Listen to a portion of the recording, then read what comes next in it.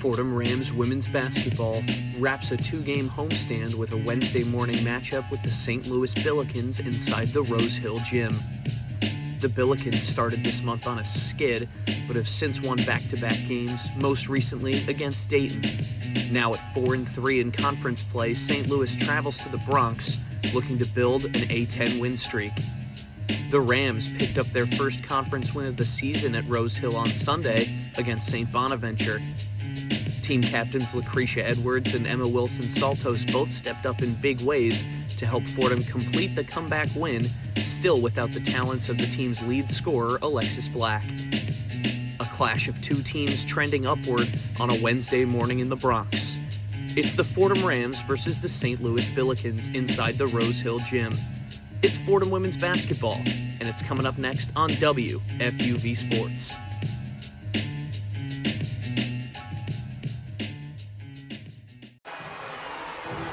And we welcome you, ladies and gentlemen, inside the historic Rose Hill Gym on what is an absolutely frigid day outside here in the Bronx, New York. But inside the friendly confines here, Nathan, it is nice and warm, and we are ready for some Wednesday morning A10 women's basketball between the Fordham Rams and the St. Louis Billikens.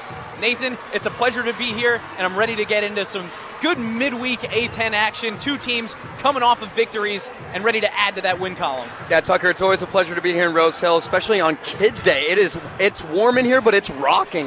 The energy is loud, and it's always a pleasure to sit beside you, Tuck. And Fordham women's basketball is on a roll. They got their first A10 win in conference play on Sunday against the Bonnies, where they forced almost 30 turnovers, and they're looking to create more momentum today against a very prominent team in the A10, SLU. Yes, SLU coming off a victory as well in their last game against Dayton, now on the road to take on the Rams in the Bronx. But before we get to the tip-off, we got a chance to catch up with Fordham women's basketball head coach Bridgette Mitchell ahead of today's game. Take a listen to that right now. Tucker Austin and Nathan Rodgers here pregame with Fordham women's basketball head coach Bridgette Mitchell ahead of the Fordham Rams Wednesday morning contest against the St. Louis Billikens. Now, Coach, congratulations last time out for your first conference win of the season against St. Bonaventure. Your team fell behind at the end of the first half, but stayed with it and pulled off a comeback victory. What stood out to you the most about the Rams and the way that they were able to finish off that win? Yeah, I thought that, our team could have easily folded, and it's showing where we're growing and what we're becoming. And so I was really proud to see that effort sustained, right? It's easy to, be 0-6 and then you're down. It's kind of like, oh, okay. But we decided to fight against Bonnies, and I'm really proud of that in our team. You guys did such a great job against the Bonnies, forcing turnovers. Mentally, how important is that game, for momentum for the rest of the A10 conference play? Yeah, we met with our captains and we were chatting, we always meet state of the team, and they were saying how excited their teammates were about forcing 28 turnovers. And so they said it themselves amongst themselves, right? And so me as a coach, I'm like, yeah, that's what we're capable of. Look what you guys did. And so we're going to look to have that same aggression today. It's nice to hear the captains are stepping up and taking that leadership role. Obviously, with Alexis Black out, it's been Lucretia Edwards and Emma Wilson-Saltos who've had to kind of pick up that leadership slack, but they also picked up the slack in production in the last game, too. Wilson-Saltos particularly had a great game, 16 points, 16 rebound, double-double. How important was it for such a tough player and a hard worker in the paint to get a breakout performance like that? It was awesome, and I think it's very timely, just kind of where we are as a team and where she is in her career, right? You're a senior, you got last few conference games that you're having at home, and you have this opportunity, and so seeing her perform that way was really good to see for herself. But then the challenge is do it again today, right? And so that's what you want as a coach. And so I told her pressure's on, not real pressure, but it's pressure, right? You go out there and you show not only other people, but you show yourself that you can repeat, and you can have another spectacular game when it comes to rebounding and efficiency, right? Ended up being 7 for 9, but I don't care if it's 3 and 3 today. Still go for those rebounds because those are controllables. SLU is really good in the paint defensively. They rank 16th as a team in the country, and Kirkenmeyer 7th in the country in blocks per game. How are you guys going to counterattack that today? Yeah, she's really tall. We're going to, she plays off quite a bit of 5, so we're going to use our post and a lot of screening action to get our guards opportunities. And then when she does have to come out because our guards are doing their thing, we're going to be able to get looks in the paint that are more clear, right? Clear eyes to the rim. So we're going to look to play inside and out today. All right, thanks, Coach. Good luck today. The Fordham Rams versus the St. Louis Billikens coming up next on WFUV Sports.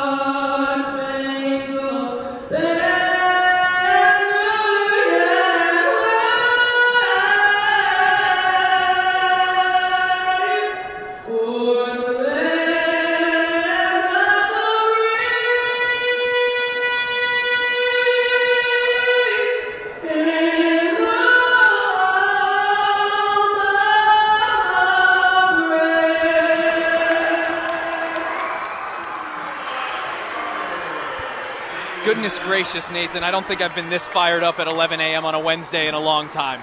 Yeah. What a stirring rendition of the national anthem as we welcome you back inside the historic Rose Hill Gym.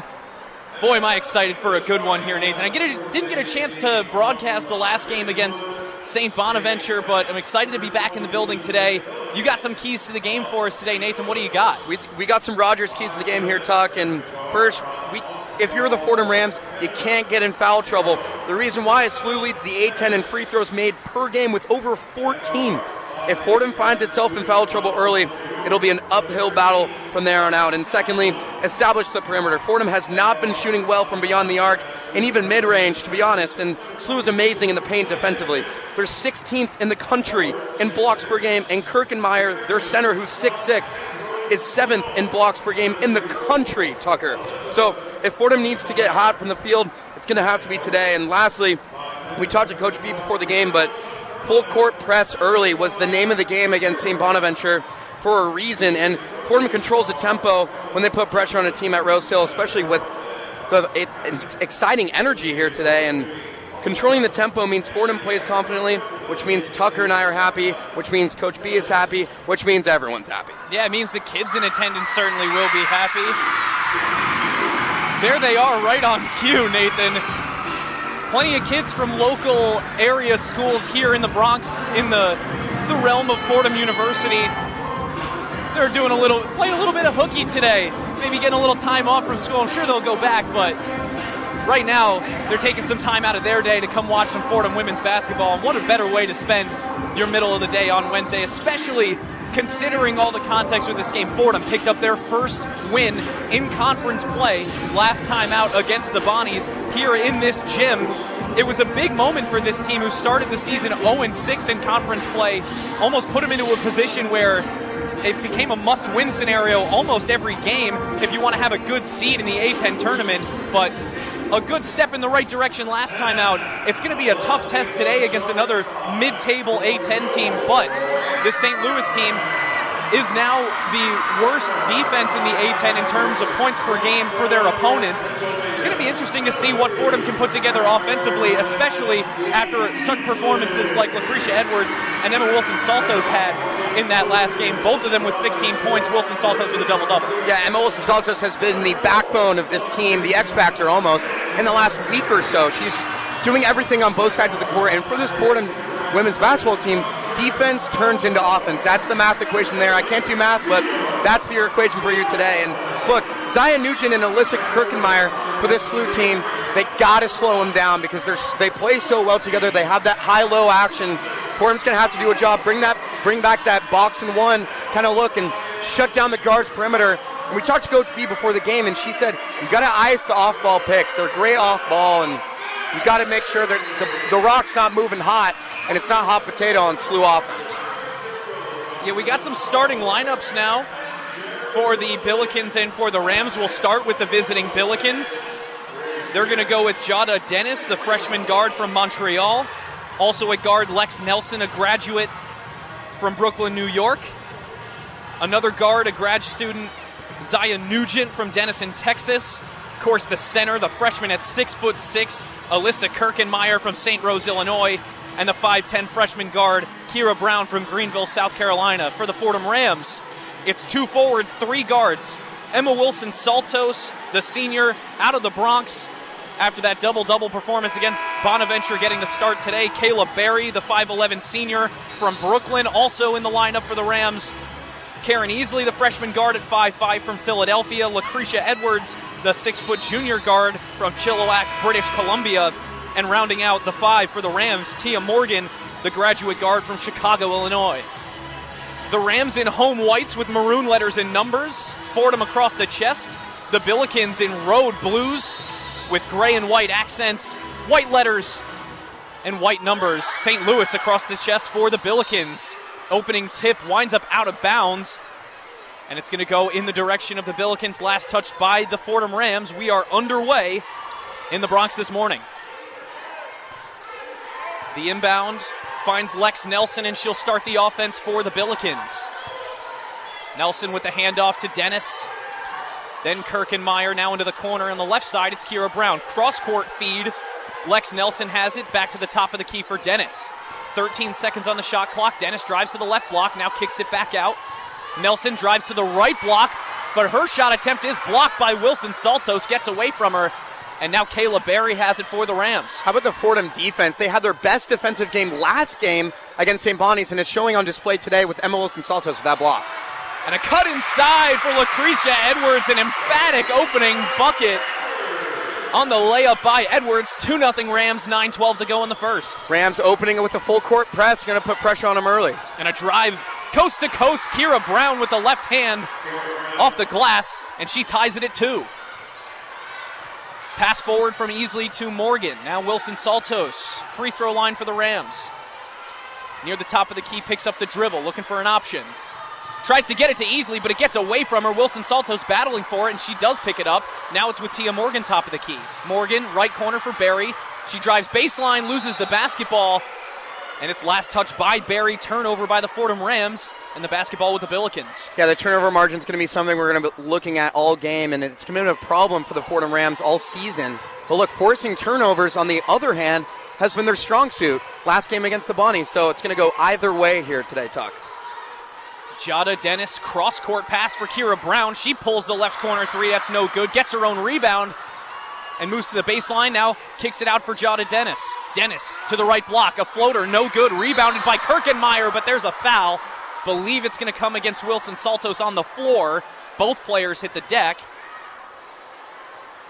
And it looks like the foul, although it could be against Kirkenmeyer here. It seemed like the referee signaled a 34 to the scorer's table. No, it's St. Louis's ball underneath, so it is a foul against Wilson Saltos, and she takes a seat. Ornella Yankin checks in for the first time today. Inbound to Kirkenmeyer. Handoff for Lex Nelson. Nelson finds Kirkenmeyer again, guarded by Precious Omashola now. Kirkenmeyer, kick out to Zaya Nugent. Back inside for Kirkenmeyer. She steps through the lane, can't get it to go. Rebounded by Brown, but that's no good. Another rebound by Kirkenmeyer, and St. Louis will reset the offense. Nugent, a drive, a kick out to Brown. Brown, believe we have a trial. There's a whistle on the floor.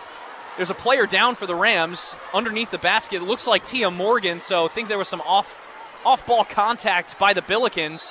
Tia Morgan still down, getting checked out by the trainers right now. Yeah, very physical down low on that near side low block. But Fordham doing such a good job with their bigs and rotating. They got Emma Wilson Saltos on that block, and then Precious Omashola comes over, gets her hands up, Statue of Liberty defense. It's just so tough against a 6'6" player. Very physical. She's one of the best in the country. Yeah. I mean, you don't often see that much size in women's basketball. Tia Morgan very gingerly, slowly getting up. Looks pretty shaken up, although with all of the bodies under the basket, I couldn't really see what was going on down there. Plus, the foul came away from the basketball, so we're not really sure what went down. Tia Morgan getting helped off the floor now, although completely under her own power. She leaves the floor just with a couple of trainers on either side of her. She'll go back to the table to get checked out. I'm going to keep it right here because it'll be a short timeout now. Just 2 minutes gone in this opening quarter, 7:58 left to go, and just 4 points total, 2 for the Rams, 2 for the Billikens. In the early going, it seems like it's going to be a pretty long and arduous fight under the basket for rebounds between both of these teams as this game goes forward. Yeah, fight is a word synonymous with what Coach B used before the game, which is battle. It's going to be a battle today, and we saw it on that second offensive possession for the Rams. The SLU defense is just suffocating them on the perimeter, and it's forcing turnovers, and it's making the Fordham Rams have to think quickly, which means you got to move the ball quicker than they have, and you got to get your bigs open too. So if you're the Fordham Rams, you're still in this. Obviously, the game just started, but it's going to be a high-tempo battle for sure. We've got time for a mini tail of the tape here, just 2 minutes in. Now that we got a chance, SLU enters today 10-10 overall. They're 4-3 in the A10. The Rams also 500 on the year. They improved to 9-9 with the win against the Bonnies, and are now 1-6 in A10 play. So both teams technically on a streak, although for Fordham it's just the one. For SLU, they've won their last 2 games now. These two teams have met 25 times in their history, and the Billikens have the advantage 13-12, but are just 3-7 here in the Bronx all time. The last time they met up was February 1st of 2025. The Billikens and Rams went to overtime. Taylor Donaldson had an excellent game, and it was a fight through and through to the end, but you look at the team, when you look at both of these teams today, it is night and day last year to this year in terms of the players who are still here on the roster.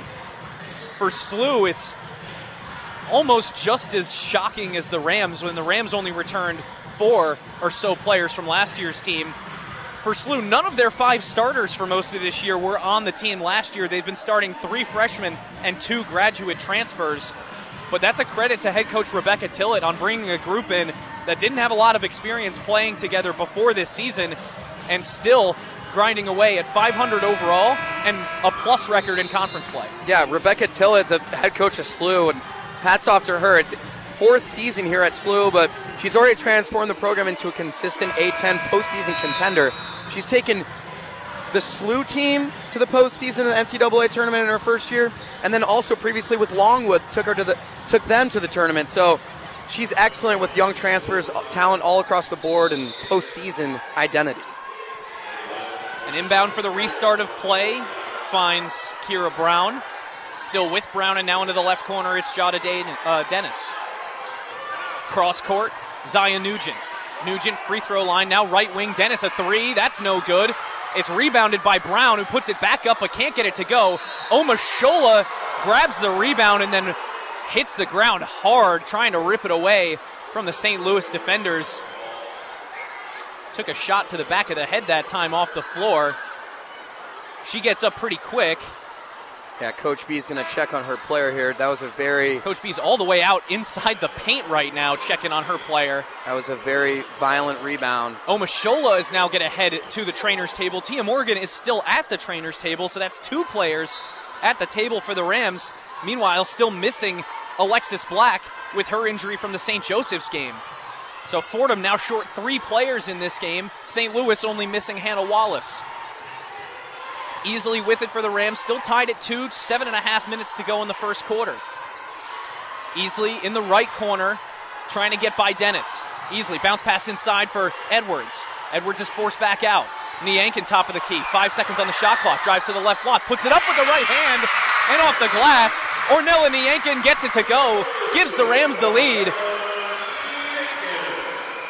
And I believe there's a foul, so she's going to shoot. That's an and 1 for Ornella Niankin. Tough bucket there for number 5. Yeah, we had a cutting Edwards on that right side free throw line extended. It didn't work, so she passed it to a cutting Niankin, and it worked. She's always going to hit that hook off that high glass. Proved successful here, and it is loud in Rose Hill today. Niankin barely misses the free throw, but it's a rebound for Emma Wilson-Saltos. She tries to get it back to Niankin, but it gets away from her. Niankin and Easley were both in the area. It was a good offensive rebound by Wilson-Saltos, but Fordham still looking a little bit dysfunctional in terms of the passing and offensively in general, but when they get their spots and they get to those lanes, so far, they've been doing a good job in the paint, taking advantage of Kirkenmeyer standing outside the painted area. It's Bergstrom now in the game for the first time for St. Louis. And it's a steal for Karen Easley. It gets away from Dennis. Easley on the fast break. It's tipped away from her. Hill picks it up.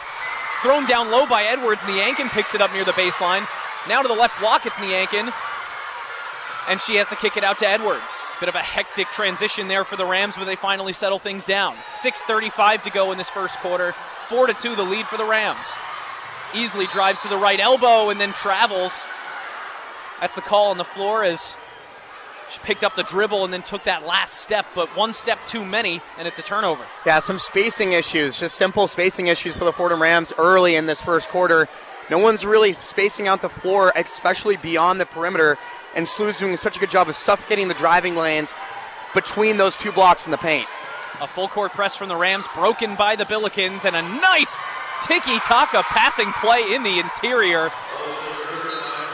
What a play from Brown to Bergstrom to Kirkenmeyer under the basket. Bergstrom made the last feed in mid-air to get it to Kirkenmeyer for the wide open layup, and we're tied at 4. SLU was playing very fast and very aggressive so far. They got this full court press going, and it's just putting way too much pressure on the Fordham guard so far.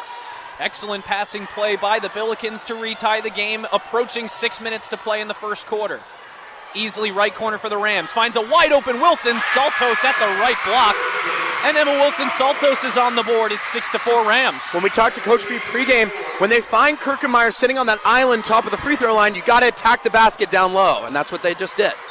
Wilson Saltos defending against Dennis. Bumped into Dennis a little bit, and I believe they call the foul against Emma Wilson Saltos. They do. It was a bit of a late call, but Dennis got bounced all the way out of bounds in the right corner by Wilson Saltos. Had her hands straight up in the air, but made enough of the contact to draw the foul. Yeah, Fordham sticking with man-to-man defense here. Something they switch from back and forth. They usually have that zone going against a great shooting team that the Bonnies were on Sunday. Man-to-man is going to be the key to the game so far for the Fordham defense. They got Emma Wilson Saltos on Kirkenmeyer. There's about a foot taller than her. Saltos, though, still giving Kirkenmeyer some problems in the right corner. Now it's Lex Nelson with it. Nelson finds Kirkenmeyer, still guarded by Wilson Saltos. And now it's back for Lex Nelson. Nelson's guarded by Easley. Right elbow, she pulls the long 2 and connects with a little shrug to the Fordham bench. Lex Nelson ties the game at 6. Karen Easley with it, 5:20 to go in the first. Up top for Mason Hill. That pair of freshmen for the Fordham Rams been so good this year, Hill and Easley. And now it's with Anastasia Veljevic. She finds Wilson Saltos at the left block. The layup is no good, but a rebound by Karen Easley. Easley through the paint, right to left, can't get it to go. Another rebound by Veljevic, and another fight for it this time. It's saved by St. Louis. Kirkenmeyer looked like she wanted no business of getting an defensive rebound next to Anastasia Veljevic. A pass inside for Jada Tiggett. She receives, puts it up with the right hand, but it's no good off the glass, and a rebound by Mason Hill. Good defense by the Rams. 4:40 to go in the first quarter. 6-all, Hill. No-look pass down low. Kayla Berry fouled on her way across the baseline. It's going to come against Kirkenmeyer here. And Kirkenmeyer going to take a seat as Kira Brown checks back in. Yeah, Fordham doing such a good job offensively grabbing those boards. There's a reason why they're 14th in the country in offensive rebounding. It's just those second chance points aren't falling, but we're knotted at 6 here at Rose Hill. It's a great game so far.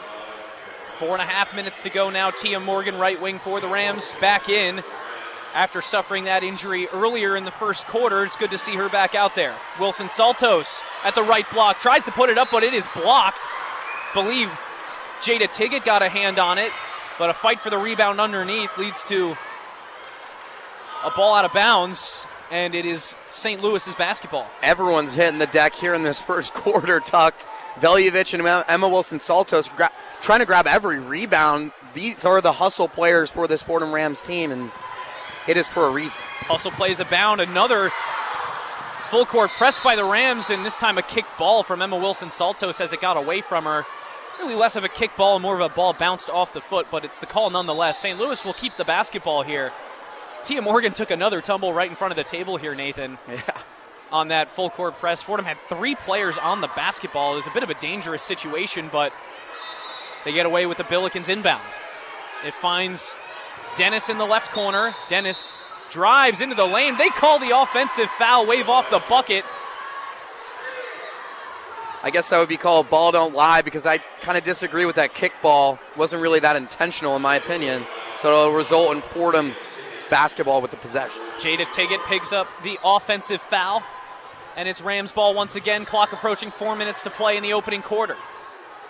Veljevic, dribble handoff for Mason Hill. Hill drives to the right block and puts it up softly, no good. Rebound Wilson Saltos. Her try is no good. Rebounded by Mia Bergstrom. Bergstrom finds Brown. Brown tries the behind the back dribble, then picks it up, and it's a long 3 try from Mia Bergstrom out of nowhere. 3 feet behind the line at the left wing. It doesn't go. Rebound by the Rams. Bergstrom was a good three-point shooter last season, but a bit of a wild pull that time. There's a foul in the other way against St. Louis on the push. It'll be Rams basketball, and the 4th foul of the first quarter against St. Louis. It's been a game of defense so far. There hasn't really been any scoring in the last 2.5, 3 minutes here. Very physical, a lot of tenacious defense, especially on those low blocks. Another good thing to see for the Rams, Precious Omashola is back out on the floor now. Both her and Tia Morgan took pretty big hits earlier in this first quarter, but they've now both checked back into the game.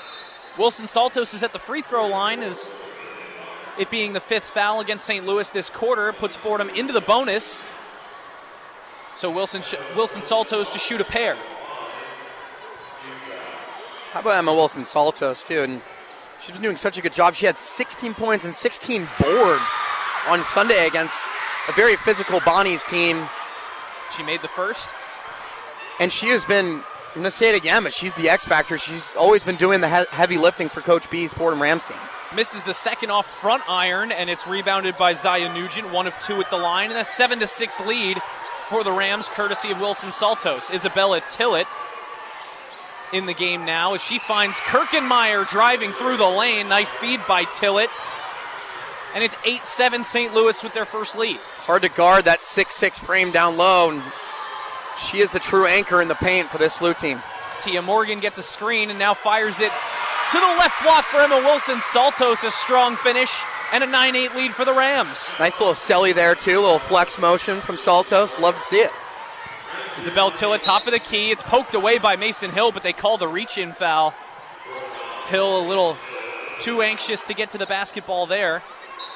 And it'll come to the side for St. Louis. Just the third, I believe the third, perhaps the 4th foul against the Rams, but still below the bonus threshold. 2:57 to go in the first quarter. Rams protecting a 1-point lead. It's 9-8. Tia Morgan against Tillett on the ball right wing. Inside for Zaya Nugent. Nugent looking for an option, finds Kirkenmeyer. Kirkenmeyer against Omashola, but good defense by Precious Omashola forces the miss by Kirkenmeyer. Great defense, and that was all help defense, too. They had a rotated defender that just had that presence there, made it difficult for Kirkenmeyer. It's Tia Morgan, left wing for the Rams. Now to the free throw line. She'll pull a 2. That's no good, but she chases down her own rebound in the left corner. She's kept there by Nugent. Now a kick out for Niankin. Back up top, it's London Lilly, her first minutes of the game. Lilly to the right elbow. Now the right block and a soft touch. Underhanded lay with the right hand. London Lilly makes it 11-8 Rams. 2 minutes to go in the first quarter. A double team by the Rams had Nugent stuck in her own half for a moment, but she gets it forward for Tillett to break the press. Left wing. Kira Brown thinks about a 3. To Tillett, now right corner, Mia Bergstrom a 3. That's no good. Off back iron. Fight for the rebound. Mason Hill picks it up, but Kira Brown will pick up the foul. 1:45 to go in this first quarter. It's 11-8, a couple of subs coming in. And with Fordham in the bonus, that foul on the floor on the other end is going to send the Rams to the line. While we have Mason Hill at the free throw line, we can kick it to the third member of our crew, Gabby Price, who has her first sideline report of the morning still. Gabby, what do you got? Thanks, Tucker. Well, earlier in the quarter, Tia Morgan was assisted off the court while holding her head, going down hard. I think she was looked at for concussion by Allie Griffin, the assistant athletic director. She was having Morgan follow her finger with her eyes and checking the sides of her head. Precious Omashola was also shortly joined her for a medical check-in. Hers didn't seem as serious, and she was told she was okay to play. Morgan is now back on the court. She was shooken up for a little bit there, so it definitely looked a little bit serious, but she's back in and playing now. Back to you guys. Thanks for that, Gabby. Mason Hill, sorry, the basketball came flying up over the equipment here. Had to play some defense real quick. Couldn't protect the kids in the first row behind us, though, unfortunately. Wow. I haven't played basketball since the 8th grade, but I just played in my first NCAA game right there. How do you like that? There you go. Get him in the stat book. Gave the ball Thanks to the so ref. much, Gabby. Anyway, for that sideline report, Mason Hill was 2 of 2 at the line. The ensuing possession for St. Louis wound up with a turnover. Now the Rams with it. London Lily the other direction. Left corner 3. Yes, sir. 16-8. The Rams out to their biggest lead of the morning timeout. St. Louis. And how about the freshman forward, London Liley, and the freshman size just adds to the front court, and she's got that timely shot, step back J, three-pointer, exactly what you want if you're Coach B. Momentum's in the Rams' favor. They're up by 8 with 1:20 to go. Huge swing for the Fordham Rams just then. A big defensive possession that my partner Nate Rodgers got involved on. And then a turnaround and a 3 from London Lily, who's having a big early impact in this game. London Lily 2 of 2, made her first 2 shots, one of them from 3 just now, to give Fordham a big 8-point lead. They had a good start against the Bonnies last time out. Things kind of got away from them in the second quarter, but it's another hot start, another good first quarter by the Rams. We'll see if they can put together that full 40-minute performance that they got against the Bonnies they hadn't been getting all year. But it's just exciting to see this now, coming off of a win and then a strong start at home against St. Louis. It's been a tale of two halves for the Fordham Rams, and they've been struggling in those third and fourth quarters. Like you said, they flipped the script on Sunday. Like, you love to see the momentum shifting over to that next game, up by 8 with a minute to go in the first. 9-0 run in the last 2 minutes, and a steal by Easley. Jump ball possession arrow pointing towards St. Louis, but either way, nice play by Karen Easley to get her hands on the basketball that time. Inbound on the side for Zaya Nugent, right in front of us here. St. Louis with 7 seconds on the shot clock here. It's with Lex Nelson, right elbow, tries to get it to Kirkenmeyer underneath, but it's stolen away by Precious Omashola. Kirkenmeyer couldn't handle it. That's SLU's 5th turnover so far, and that's credit to Fordham's defense, forcing those turnovers, getting a couple steals too. 45 seconds to go in the first quarter. Lucretia Edwards, right wing, finds London Lily on the right block. Ball gets away from her, and she retreats to the right corner. Now it's with Karen Easley. Steps up to the right elbow at 2. That's no good. Fight for the rebound. Omashola comes down with it. New shot clock. Inside for Lucretia Edwards. They're going to call the offensive foul that time. Kira Brown standing strong under the basket. Or excuse me, that was Zaya Nugent under the basket who drew the charge against the driving Lucretia Edwards. Shot clock has turned off. 28.2 to go in the first quarter. St. Louis should have the last shot of the opening frame. 16-8 the lead for the Fordham Rams. It's Jada Dennis with it. Dennis 0 for 2 today, 0 for 1 from 3. Just holding on to the basketball here, 10 seconds to go. Guarded by Easley. Dribble handoff. It's Lex Nelson. Nelson still guarded by Easley. Stuck on the right side at the right wing. Into the corner. Running out of time here. Inside for Kirkenmeyer at the buzzer, and she gets it to go on the layup. Alyssa Kirkenmeyer, just when St. Louis needed it. They used the whole 28 seconds that time, but Kirkenmeyer gets the last laugh of the first quarter. It's 16-10. The Rams with the lead after 10 minutes of play. And before we come back for the start of the second quarter, we're going to kick it back to the Rose Hill studio for the first one-on-one scoreboard update of the day. Here is Ethan Wax. Ethan, take it away. The one-on-one scoreboard. Let's take a look at some other games across the women's A10 slate. The other Rams, that's the VCU Rams, are struggling mightily at 6-13 and just 2-5 in the A10 play. Take on George Washington. GW is just 2-5 as well in conference play. That game's at 6 o'clock. Some other games at 6 include the undefeated George Mason at 7-0. Visit the St. Bonaventure Bonnies, who are just 3-4 in A10 play. Dayton visits the winless in conference play Duquesne Dukes. A blockbuster of a game as the undefeated Rhode Island Rams, sitting at 7-0 in conference play, host the 6-1 Dayton Davidson Wildcats in A10 play. The Rams sit at 16-2, only losses at Rodgers and versus Princeton. The Wildcats sit at an impressive 14-6 record. The only 7 o'clock game on the A10 slate is the struggling Loyola Chicago Ramblers at 7-11, only 3 of those wins in conference, play host to the 10-8 LaSalle Explorers. All the games are on ESPN+. So why don't you keep it locked right here on WFUV. My name is Ethan Wax with your one-on-one scoreboard.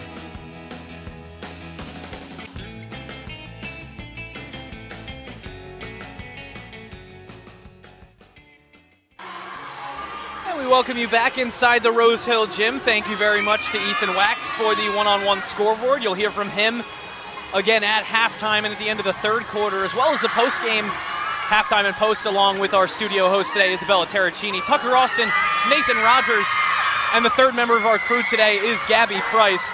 Boy, Nathan, it's getting pretty hard to hear myself think in this joint. It has not been this loud in this building in a long time. You mentioned earlier in this game shades of Rose thrill, and certainly so. The Fordham Rams with a 6-point lead over the St. Louis Billikens, 16-10 after the opening quarter.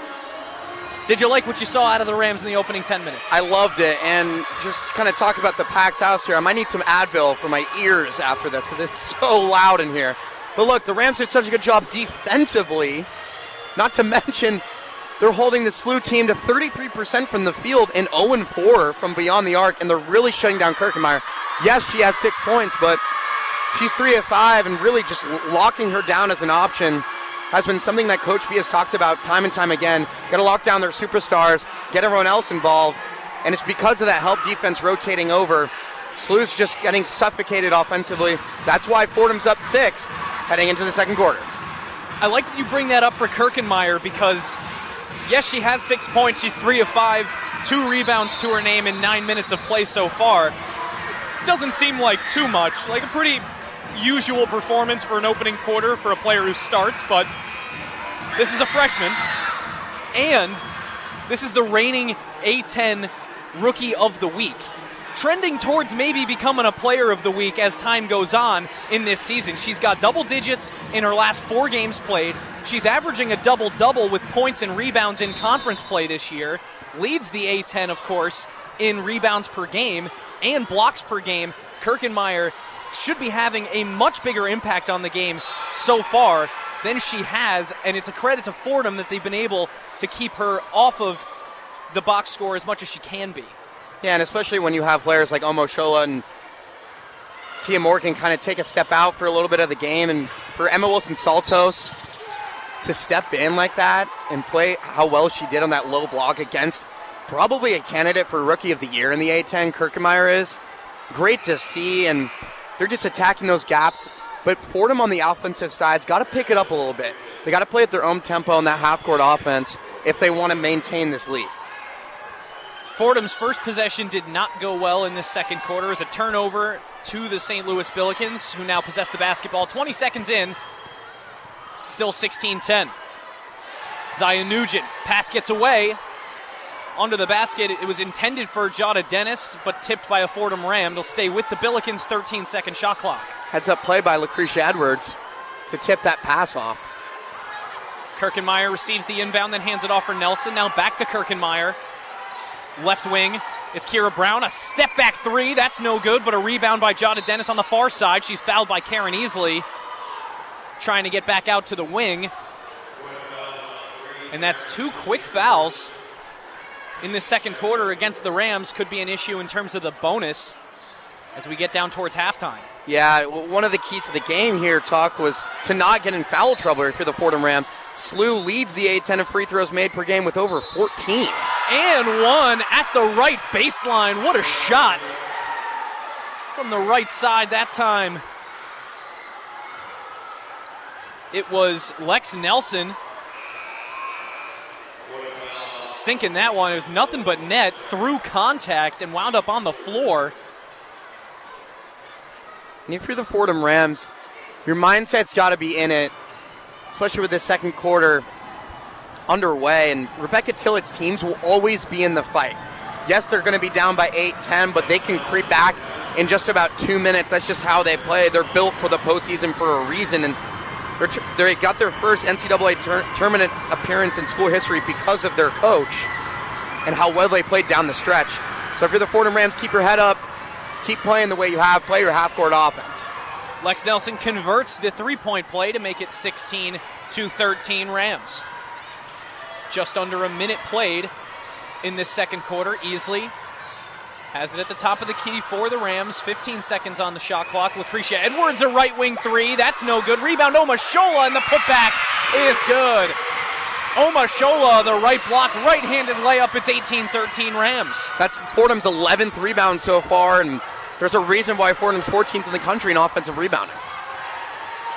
Zion Nugent looking for an option. Now it's down low for Kirkenmeyer. Guarded by Omashola, but Kirkenmeyer the spin to get the wide open look underneath. An answer, and it's 18-15. Yeah, Tuck, that's just good defense, but just better offense.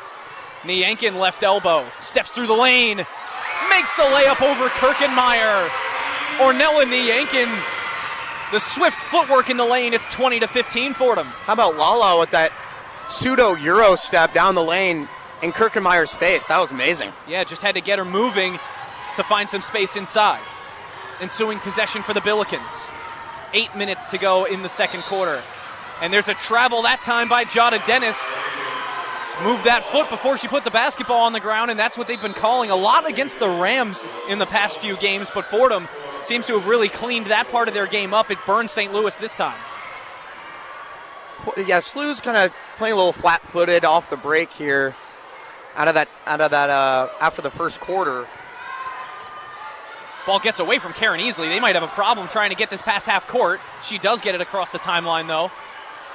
Clock now under 8 minutes to go. Pass to Tia Morgan, right wing.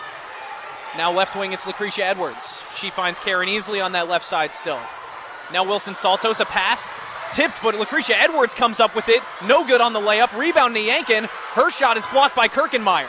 Wilson Saltos tries to get an outlet to Tia Morgan. Now Easley, left wing, a three. Wide open, no good. Fight for the rebound. Wilson Saltos is there, and so is Niankin, but it's taken away by St. Louis. It was Zion Nugent who pulled it down, and now she's on the floor at her own bench. It's a 5-on-4 the other way. No good on the layup by Lex Nelson. Now here come the Rams in transition. Nugent has since gotten back up. Edwards a three, no good. Rebounded by Easley. Easley slows things down for the Rams on the right wing, looks for a play call from Coach B. Coach B telling her team to settle down a high tempo in the last 2.5 minutes here. Got to get an open shot. What happened to Nugent? She was lying on the floor next to her own bench. Easley inside, 5 seconds on the shot clock, and she gets it to go off the glass. Easley a fadeaway bucket from the left side, and it's 22-15. When there's a lid on the basket, Easley takes that lid off and gets the offense going. A rumble in the arena now as Fordham sets up defensively. A three in the right corner by Kira Brown. No good. Rebound Wilson Saltos. 6:35 to go in the second quarter. 22-15 the lead for the Rams. A pass to the left block for Niankin. Niankin a soft touch with the left hand. That's no good. Rebound Wilson Saltos. She finds Edwards. Her floater's no good, and a rebound this time by Dennis. Jada Dennis drives the other way. Picked up by Karen Easley. Now a right baseline shot for Lex Nelson is pure. The same shot that she made on a three-point play earlier in this quarter. She hits again, and it's 22-17. Fordham kind of breathing heavy here due to SLU's high-tempo offense. They're not going to let anything slip. They're going to make life really hard for Fordham. And a right wing three. Lucretia Edwards knocks it down. The Fordham Rams three-point shooting when they need it in the opportune places in this first half, 25-17. A drive to the right, blocked by Dennis. Shot no good. She's fouled by Wilson Saltos. And Dennis will go to the line for two. It was a good foul, though. Dennis had a pretty good look at the basket, but Wilson Saltos decides to make her work for both points. There's a reason why people say pressure makes diamonds, because you could make an argument that Fordham is a subpar team shooting-wise from beyond the arc and even long two range.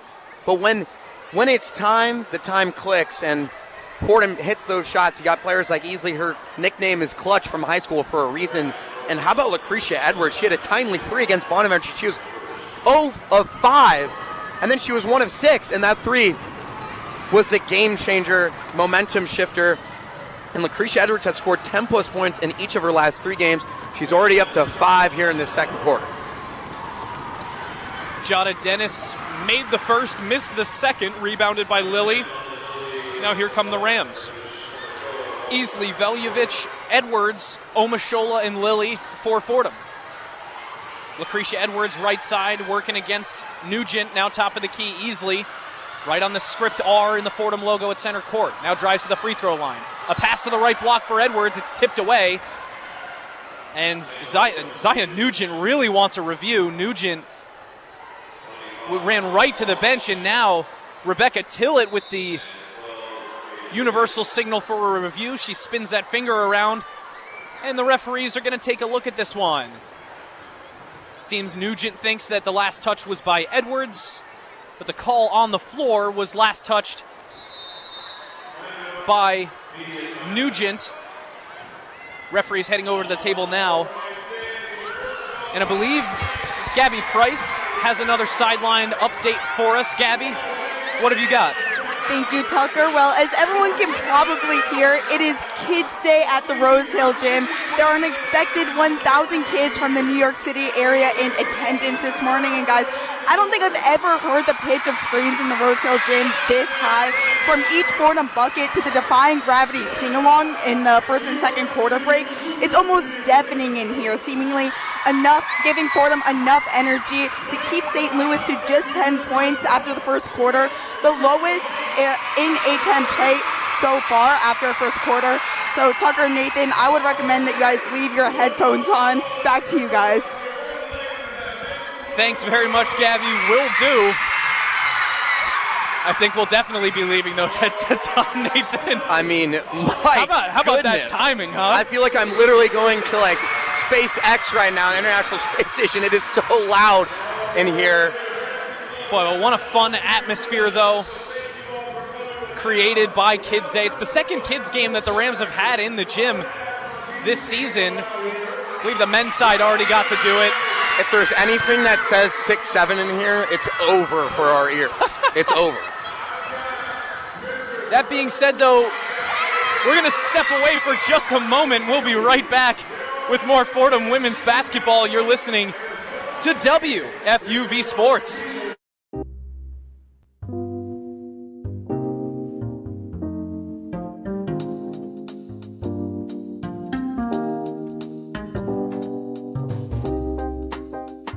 I'm Kurt Sipple, telling you to tune into One on One, New York's longest-running sports call-in show.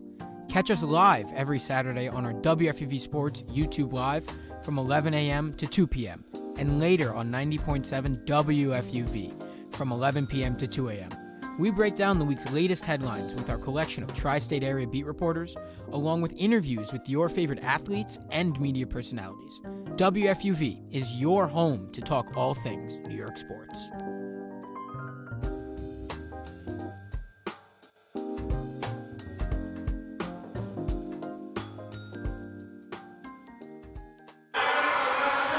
We welcome you back inside the historic Rose Hill Gym here on the Rose Hill campus of Fordham University. Nathan, it's like 20 degrees outside right now, but right about now, I think the Fordham Rams are feeling pretty good. Nice and snug inside their home arena here at Rose Hill. 25-18 is the lead for the Fordham Rams after a very solid opening quarter. The Rams are keeping their foot on the gas. The shooting has not been incredible, but as you mentioned, it's been better than usual for this Rams team that's really struggled from beyond the arc at the start of games. So far today, they're 2 of 5, but it's good to see 2 buckets go down early from long range for the Rams. And they've been timely. It's been the momentum shift, and not to mention, I noted it earlier, but they're also holding SLU to 0 of 6 from beyond the arc, and that is very good. Rams hold opponents usually to just about 38% shooting. That's best for 7th in the A10, which is very good. Restart of play, just over 5 minutes to go. The ball with Lex Nelson, guarded by Anastasia Veljovic. Nelson drives to the right block, blocked by Veljovic. Picked up by Easley, and a quick fast break by the Rams. Lilly to the left block. Her pass is tipped away. It's ripped free by Zion Nugent. Still a fight for it. The ball's loose, and it's picked up by Lucretia Edwards. I can't believe there wasn't a jump ball on that play, but now it's with the Rams. There's been countless loose balls today, and everyone's hitting the deck. Very entertaining.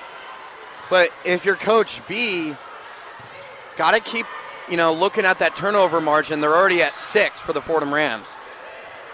Ball out of play. Looked like Omashola was in the area, but last touched by a Billiken, and Easley will take it underneath for the Rams. Clutch, as they called her in high school, a nickname that's followed her here to Fordham University. And a left wing look for London Lilly is no good. Fight for the rebound. It's tipped by Veljovic, picked up by Omashola. No good again, but there's still a battle for it. And another SLU player down. It's Zion Nugent this time. There's still bodies flying everywhere in this game. Hyper physicality. But a foul this time by the Fordham Rams is going to send St. Louis the other way. This might be the best rebounding performance Fordham has put on this first half so far this season, definitely in A-10 conference play. They're up to 21 boards so far, but only 6 second chance points, and I feel like half of those boards have been offensive. They're such a good offensive rebounding team. They've been getting a lot of second chances that haven't been going, but they've still cashed in on a few here or there that has allowed them to build the small lead. But now Zion Nugent at the free throw line. She makes the first of two as St. Louis into the bonus now with almost half of the quarter to go. Nugent misses the second of two, so it's 25-19. No fouls yet in the quarter against the St. Louis Billikens. Easley on the right side for the Rams. Clock approaches 4:10. Easley tried to get the pass inside, but it was tipped away, and she has to recover it. Now it's with Veljovic over to the right wing for Edwards. Top of the key, Easley, and now an offensive foul. They're going to whistle it against Anastasia Veljovic on the moving screen, and it's a turnover, Billikens basketball.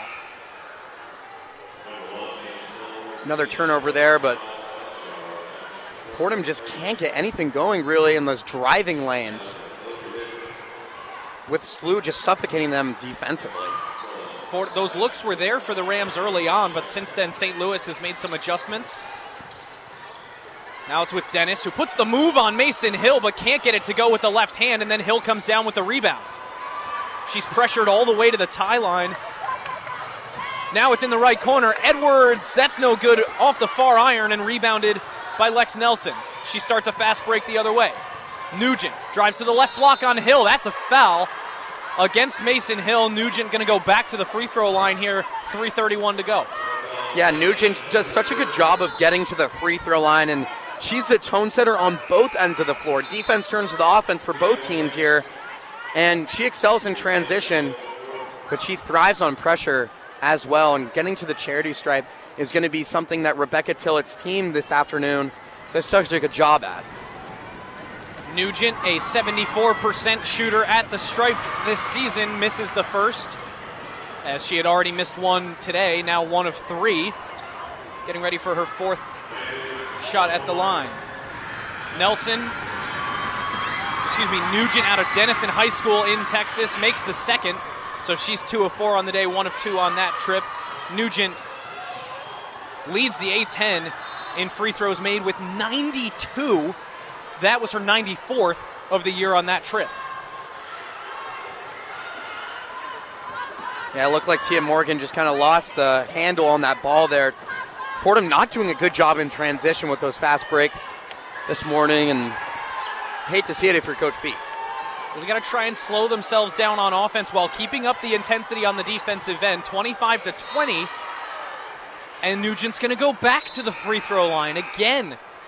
That's the 3rd straight possession where Nugent has appeared at the free throw line for SLU, although it seems like they don't call it a foul. And it's actually going to go under the basket. So I thought SLU was going back to the free throw line there. But it's just a ball out of bounds. Inbound to restart play. The Billikens with 10 seconds on the shot clock. A ball gets away from Kirkenmeyer on the pass across. It's stolen by Niankin. Ornella Niankin the other way, under 3 minutes to go in the first half. Now it's Easley, right elbow. A floater, that's no good. Rebound Kirkenmeyer. Lex Nelson has it. Dribble handoff, Jada Dennis. Dennis stopped up at the left elbow. She fires it all the way into the corner. A right corner look for Zion Nugent is no good, and it's rebounded by Easley. It got away from Kirkenmeyer. Easley into the left corner, a wide open look for Tia Morgan is too long, and rebounded by Mia Bergstrom. Yeah, I think if you're Fordham offensively, like you said, you got to play at your own pace or playing at SLU's pace, and it's just having that lid on the basket's not something you need. A move inside by Lex Nelson to get an easy right post bucket on the floater. That broke a long scoreless streak for both of these teams. Fordham still hasn't scored in the last 3.5 minutes. 25-22 is the lead now for the Rams as we move under 2 minutes to play. Easily tried to get it to Wilson Saltos, but there's a reach inside by Lex Nelson. And that's the first foul against St. Louis in the second quarter. Fordham going to take it underneath. Yeah, we talked to Coach B pregame, and the name of the game against this SLU defense is off-ball movement, and it's something that Fordham struggled with in the last week or so. And if you want to get players open, you got to move off ball. Niankin with a strong layup, but too strong. Fight for the rebound. They call an offensive foul against Wilson Saltos during the battle with Alyssa Kirkenmeyer. Coach B visibly confused, as am I. Looked like they were hand fighting, but fighting for the rebound underneath. And that's going to result in some free throws down here for Kirkenmeyer. I think that's probably why Coach B was so fervent about the call, was because it sends Kirkenmeyer to the free throw line with Fordham in the bonus. Kirkenmeyer, her first trip, she's 69% from the stripe this year, and she makes the first. Yeah, when this SLU team gets to the charity stripe, it's bad news because they found if Fordham finds himself in foul trouble this early, it's definitely going to be an uphill battle. They're just going to keep getting those easy points at the charity stripe. Kirkenmeyer made both and makes it a 1-point game now, 25-24, as SLU has closed the gap.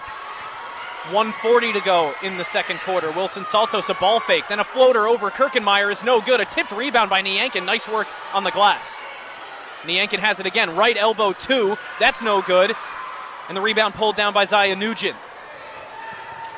The Rams with another second chance opportunity that they couldn't convert on. Nugent cuts into the lane, but then tosses a pass inside. Looked like she was looking for Kirkenmeyer, but it got away from her and floated out of bounds. Yeah, SLU's on a 7-0 run.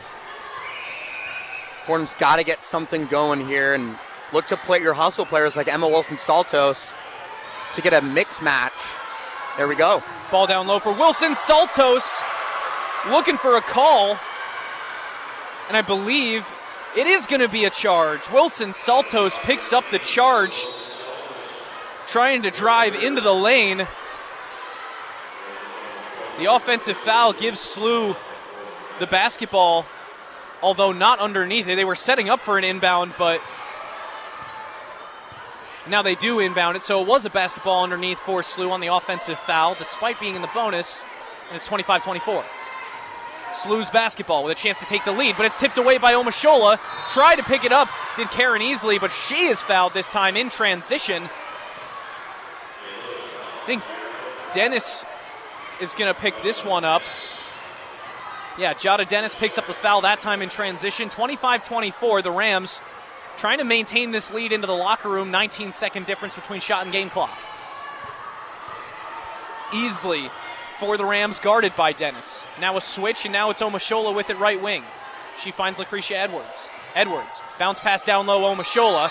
But then a fight for the rebound as Zaya Nugent and Omashola went to battle. Omashola hit the deck again. It looks like she may have hit her head again. And then I don't know about you, Nathan, but it almost looked like she kind of hit a pump fake of the basketball back up towards Nugent, but then held onto it. Definitely some extracurriculars here at Rose Hill today. Both teams kind of just sort of gathered around the two players on the floor for a moment. Nothing major flared up, but could be interesting to watch as this game goes on. If it stays as close as it is, will tensions flare between the Billikens and Rams? 4 players in the front court for the Rams, but the press broken by St. Louis. A drive to the lane by Zaya Nugent, calm as can be. She gets to the left block and hits the 2 to give St. Louis the lead. 26-25 as the lead for the Rams is melted away. Let's see if the Rams can ice this 9-0 run by the Billikens. 9-0 run in the last 5.5 minutes of game time for St. Louis, but the Rams with a chance here to try and retake the lead, and the yank in a right baseline two is no good. Fight for the rebound. Morgan picks it up and lays it in with 2 seconds to go. The buzzer sounds before St. Louis could get the inbound. It was another play where Zaya Nugent was on the floor during the fight for the board. And it's 27-26. The Rams snatch a sneaky lead away from the Billikens before we go to halftime. Despite all those fouls that were committed in that last 5 to 6 minutes, there were about 7 fouls to my count, if I'm not mistaken. The Fordham Rams are still holding them to below 40% from the field and 0 of 7 from the beyond the arc. And they're really just trying to shut down Kirkemeyer. She's up to 10, but look, Fordham doing such a good job of defensively. They're just not really getting that whistle in their favor. But offensively, they just got to have more off-ball movement and get those screens going. They did such a good job in that first quarter getting Emma Wilson-Saltos involved in those driving lanes. They did, they were suffocated early in that second quarter. They come back, but the name of the game is going to be second chance points. You got so many offensive boards, it just didn't turn, it didn't bear fruit, if you will, and they got to turn that defense into offense in that second half. Yeah, the shooting certainly fell off a little bit from the floor for the Rams in that second quarter. St. Louis's defense hardened up a little bit. Fordham got a little bit discombobulated on the offensive end, but either way, it's double digits for Kirkemeyer, 9 points for Lex Nelson. The Rams with 8 players scoring in that first half, spreading the love on the offensive end. 5 points for Wilson-Saltos, 5 for Edwards, and 5 for London Lilly. Those are the leading scorers in the game. But it's 27-26, the Rams taking the lead to halftime. We'll be back with the second half of action. But for now, we're going to kick it back to the Rose Hill studio for the one-on-one halftime report. Here are Isabella Terracini and Ethan Wax. The one-on-one halftime report. Thanks, guys. Welcome into the Rose Hill Studios. I am Isabella Terracini, and I'm joined today by Ethan Wax, who has a scoreboard update for you. Take it away, Ethan.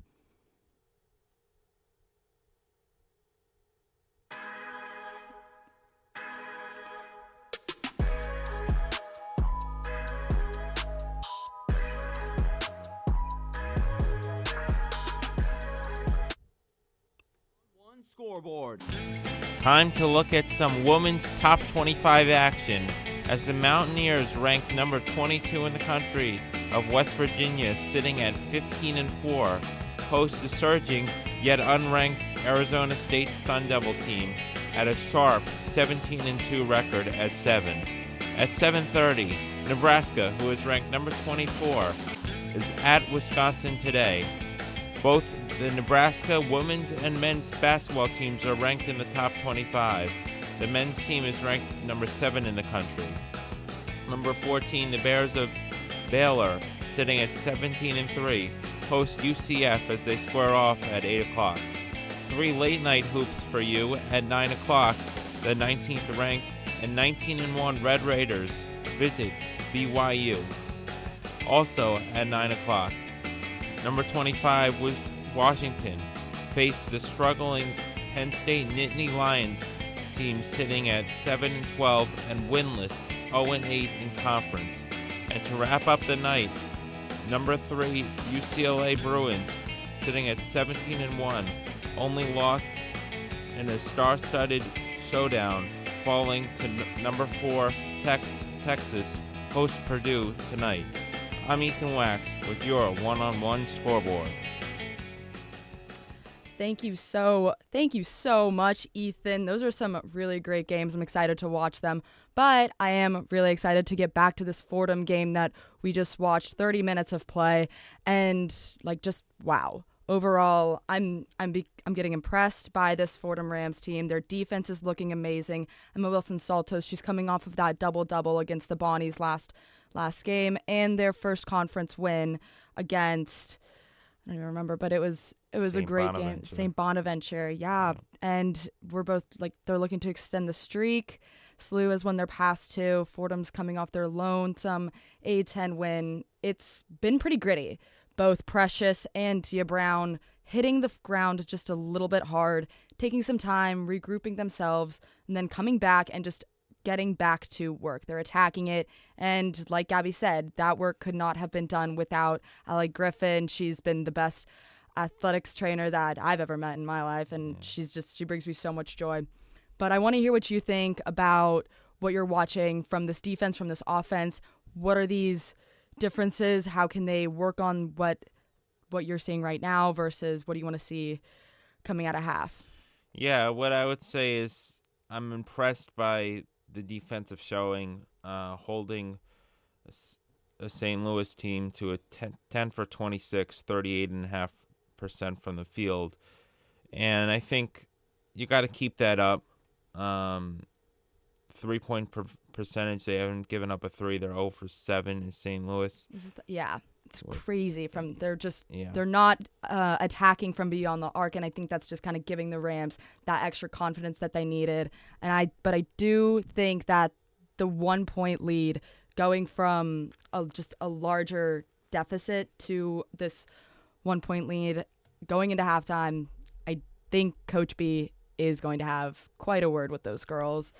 A really impressive first quarter, though, no? Yeah, I would say, I believe they were up 26-18 at one point. Right. And you're happy with the lead, but I feel like you could have closed the half a little bit better, going on an 8-1 run, if that serves me correctly. It also just could be the kids screaming 6-7 in the gym. We're listening to the broadcast from the studios, and it's kind of like, it feels like their crowd mic is just turned up all the way to the max. And I know it's not, but these kids, they fully packed the hill on a Wednesday morning when, normal kids are sitting in their math class. They're sitting in the historic Rose Hill Gym watching the Fordham Rams hopefully climb to their second A-10 win back-to-back, right? Yeah, you gotta love that.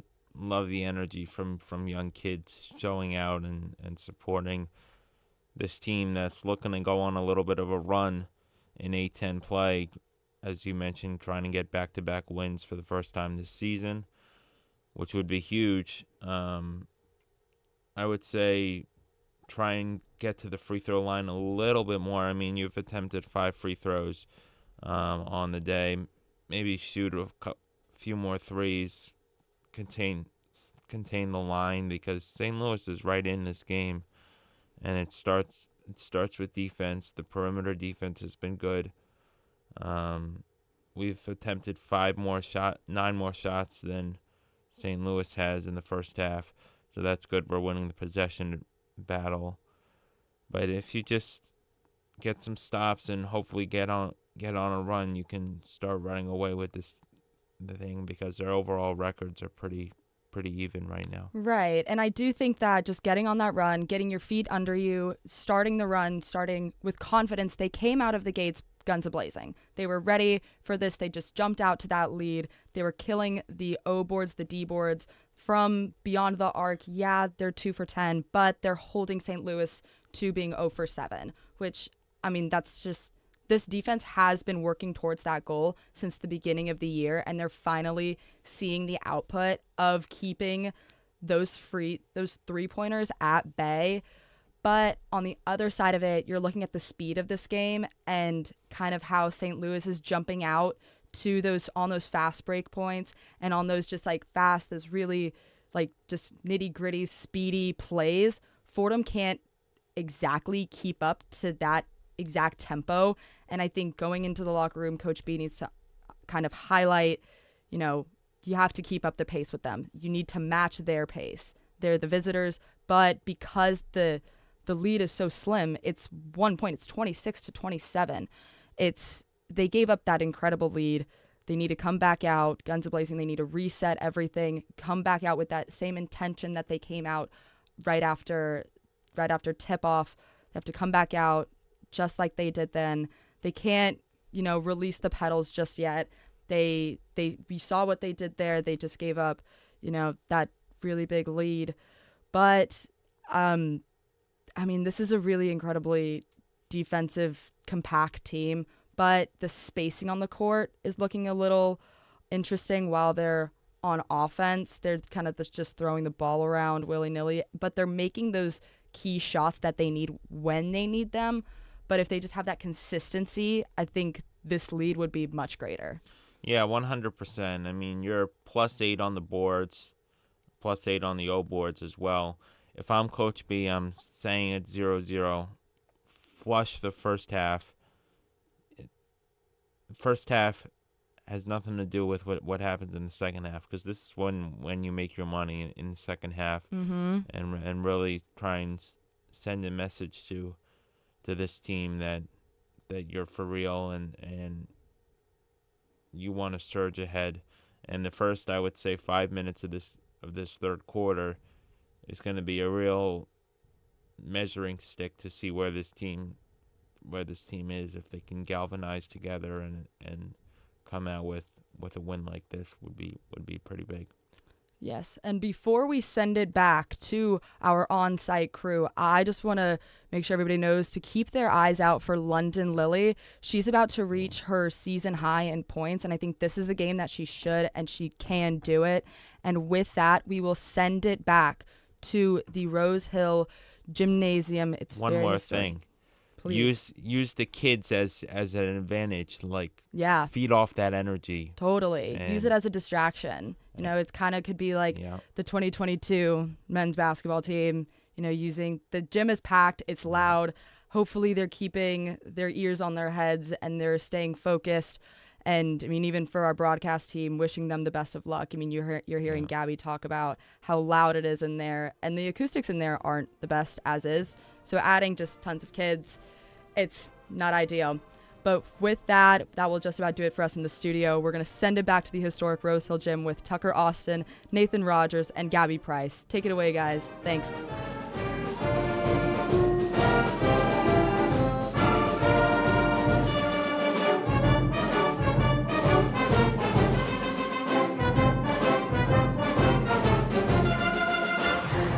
Welcome back inside the Rose Hill Gym. Thanks so much to Isabella Terracini and Ethan Wax for that halftime report. They'll both be back for the postgame.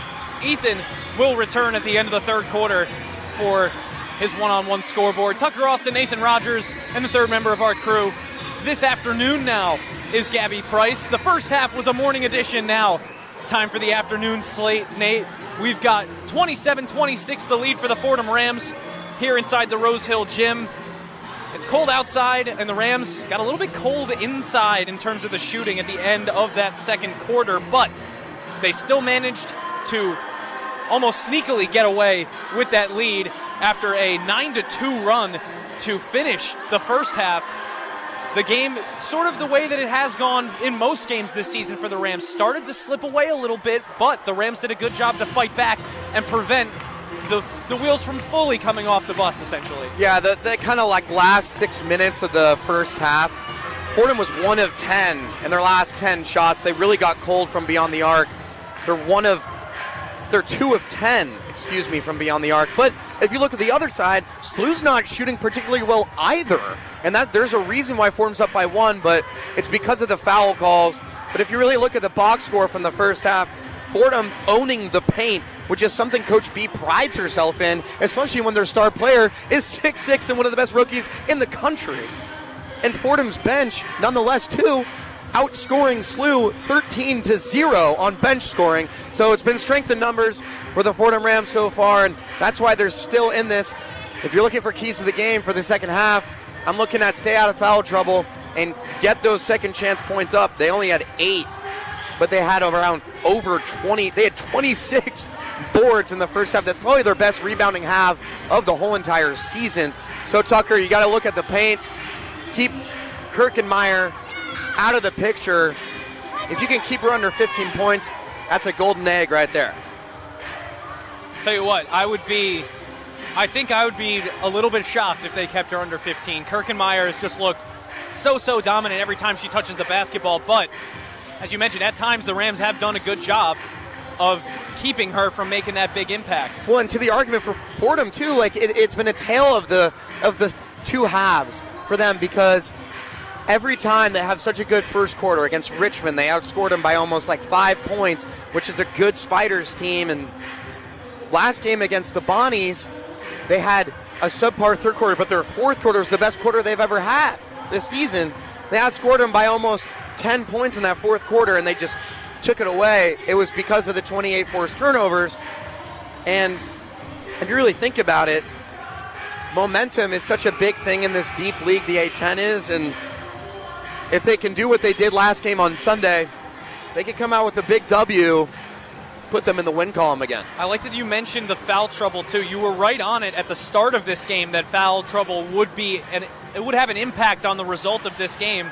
In that second quarter, the Rams got up into the bonus just halfway through the quarters with like 4.5 minutes to go in that second. So SLU used that and drew like 3 more fouls at the end of that first half to send them to the line and picked up a lot of points there to close the gap. But now with a clean foul slate, the Rams got to use the reset at the top of the second half here, the top of the third quarter, to reestablish their advantage over St. Louis, because it was a really, really good first quarter and a bit of a slower second, which is sort of similar to how that Bonaventure game went. Good first quarter, really slow second quarter. It was an 8-point second against the Bonnies, but they overcame that and overcame a deficit at half to make the comeback win. It wouldn't be a comeback here to start the second half, but it still feels like a pretty similar scenario to last time out against Bonaventure. Yeah, and there's something to be said about that full court press too. Coach B loves putting the pressure on early, but also throughout. So she'll look for Coach B to throw that full court press on early, kind of back off and go into that zone, and then throw it right in their face again when they're down or even up. So you never know, and they love to be unpredictable in the second half. Fordham with the basketball to start in the second half. The Rams in white with maroon letters and numbers. The Billikens in road blues with gray and white accents. White letters and numbers on the back of those jerseys for the Billikens. Fordham moving left to right, and the Billikens right to left. An opening 3 from Lucretia Edwards is no good from the left wing, and rebounded by Jada Dennis. Yeah, Lucretia Edwards is that motto of shooters keep shooting. No matter how many times she's missed, she'll hit a timely shot. It's just a matter of time. A nice move on the jab step by Lex Nelson, who gets inside and then jabs away the defender, puts up the floater with the right hand. St. Louis retakes the lead 28-27. It's kind of their first lead since early in that first quarter. Can't let it slip away if you're Coach B in the Fordham Rams. Interior pass for Lucretia Edwards, who has to tip it out to Easley. Too much pressure. Karen Easley back up top for Edwards. To the left side, it's Tia Morgan. Now to the left block for Omashola. She tries to make the move on Kirkenmeyer, but the shot winds up behind the backboard. A long pass down the floor for Kira Brown to break the Billikens out. Brown, a pass inside for Kirkenmeyer. And Alyssa Kirkenmeyer opens her scoring in the second half with an easy 2 inside. Nobody on her. 30-27 Billikens. Rams need a score here to try and stop the bleeding a little bit. Still a big run from the first half to the second. 13-2 in favor of St. Louis. Omashola, handoff to Easley. A little teardrop from the left block. Easley from just outside the painted area gets the answer. It's 30-29. Nice little pick and cut there by Easley and Omashola. But look, SLU is cutting up their full court press. We haven't really talked about that yet, but that's why they're getting stuff in transition. Pass gets away from Kirkenmeyer. It's stolen by Edwards. 2-on-1 for the Rams. Tia Morgan the lay, assisted by Edwards. Morgan gives the Rams the lead back. It's 31-30. Morgan showing a little bit of defense, now retreats back to her half. Zaya Nugent brought it across for the Billikens. Dribble handoff to Kira Brown. Brown fires a long 3 and connects. Kira Brown, the Billikens' 3-point shooting leader in percentage and makes, hits her first and the first for the team today. 33-31 St. Louis. Kira Brown's that floor general for a reason, and she prides herself in pace and aggressiveness, and she can pull up from anywhere on the court. We just saw it on display there, especially off the dribble. A couple of substitutions for both sides. The Rams sending Mason Hill back onto the floor, as well as Ornella Nyankin, Easley, Omashola, and Edwards out there as well. It's Kira Brown, Zion Nugent, Lex Nelson, Alyssa Kirkenmeyer, and Jada Dennis the 5 for St. Louis. A drive and a layup by Easley is missed, rebounded by St. Louis. 7 minutes to go in this third quarter. 2 minutes are gone. 3 minutes are gone, rather. 33-31 St. Louis. Shot from the left baseline is no good for Nelson, rebounded by Omashola. That moves SLU to 1 of 8 from 3. 12% from beyond the arc. A pass inside for a cutting Lucretia Edwards, but her shot was rejected by Alyssa Kirkenmeyer. The Rams, though, get possession back. 13 seconds on the shot clock here. Mason Hill drives the right block, tries to get the pass inside as Kirkenmeyer picked her up. But now a three-way fight for the basketball between Nugent, Edwards, and Omashola. It looked like Nugent had the most of the basketball. The possession arrow, though, pointing towards the Billikens. And so it will stay with St. Louis. Definitely very physical today at Rose Hill. I don't know if it's because it's so loud in here, it's creating some extracurriculars, but Omashola has hit the deck around 5 times so far today. Jada Dennis tries to get inside. Her pass is stolen away by Mason Hill, who nearly loses the basketball, but it's picked up by Karen Easley now. Easley's got a defender behind her. Kicks it out to Mason Hill. A wide open look in the right corner for 3, and she cans it. Mason Hill gives the Rams back the lead again, 34-33, back and forth in the third quarter. Mason Hill's a freshman, but she plays like a veteran guard out there. And again, Fordham's kind of a subpar beyond the arc shooting team, but it's timely, and it comes right when it needs to. She's been working on that confidence from three-point land. It was looked like a steal from the Yankin, but actually a foul on the floor, as I believe that was Mia Bergstrom who wound up on the hardwood. Ball underneath for St. Louis. Like maybe an out of bounds, although seemed like a foul, and it was a foul against Precious Omashola, so the first one for her and the first against the Rams in this third quarter. And a steal by Karen Easley, but she can't find the basketball. Diving on it is Nugent, and she recollects for St. Louis. Scary moment there for the Billikens. 5 seconds on the shot clock now, though. Dennis running out of time here. Tries to step through a defender. She's blocked, but they call the foul. And it's going to go against the Fordham Rams. Believe Mason Hill picked that one up. Yeah, that's her 4th. It's going to send Nugent to the free throw line here. Excuse me, it's Dennis going to the free throw line. Jada Dennis, not the player that you would want to send to the free throw line. She leads the conference in free throw percentage at 92 from the charity stripe. Broken down, that's 61 for 66. It's like and Curry right on cue, she hits the first. Curry numbers from the line, but Mason Hill's definitely in foul trouble, and she's tied for leading the game in points for the Fordham Rams with 5. I hate to see that with such an impactful player she is. But it'll be Veljovic and Morgan in for Easley and Edwards. Dennis made both free throws. St. Louis back in front, 35-34. Another lead change in this one. Omashola to Veljovic, top of the key. Veljovic looking for a lane, drives the left block. Ball gets away. It was blocked by Kirkenmeyer. She's trying to get her team going a little bit. It'll be out of bounds. Last touched by Kirkenmeyer. Fordham's ball underneath. Tia Morgan to inbound. I know that Kirkenmeyer is a very intimidating player because she's so tall and she's one of the best rookies on the planet right now. But if you're the Fordham Rams, really look to get her in foul trouble. Morgan got a great look from the left elbow. Nice work between her and Ornella Yankin on the screen. The ball screen at the free throw line gets Fordham the open 2. Another lead change, 36-35 Rams. Just under 5 to go in the third quarter. At the right elbow, now kicked out for Mia Bergstrom. Bergstrom, dribble handoff. It's Nelson. Nelson up top for Nugent. Couldn't handle it, but now recollects. Nugent to the right elbow, puts up a high arcing two-pointer, but that's no good. Rebounded by Omashola.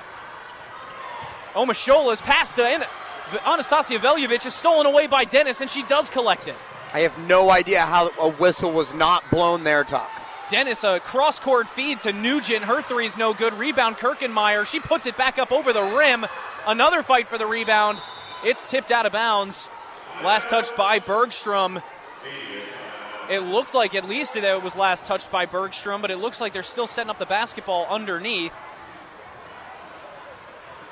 I want to say it's Fordham's basketball here, but we may have to wait to find out because that is our first stoppage under 5 minutes in this fourth quarter. 4 minutes and 20 seconds to go. We've got a media timeout here in the third quarter. 35 for St. Louis, 36 for the Fordham Rams. We're going to step away for a moment, but we'll be right back with more Fordham women's basketball on WFUV Sports.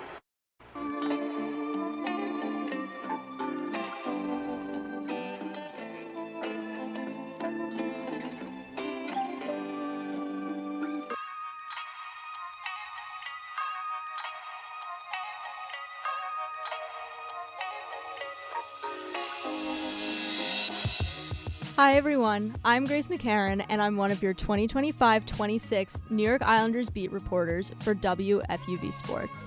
Follow me on X at Grace McCarran_ for live game updates, features, and other inside content from the island all season long. From the development of first overall pick Matthew Schaefer to incredible saves by Ilya Sorokin, WFUV Sports has you covered every step of the way as the Isles look towards the postseason. WFUV is your home for New York sports.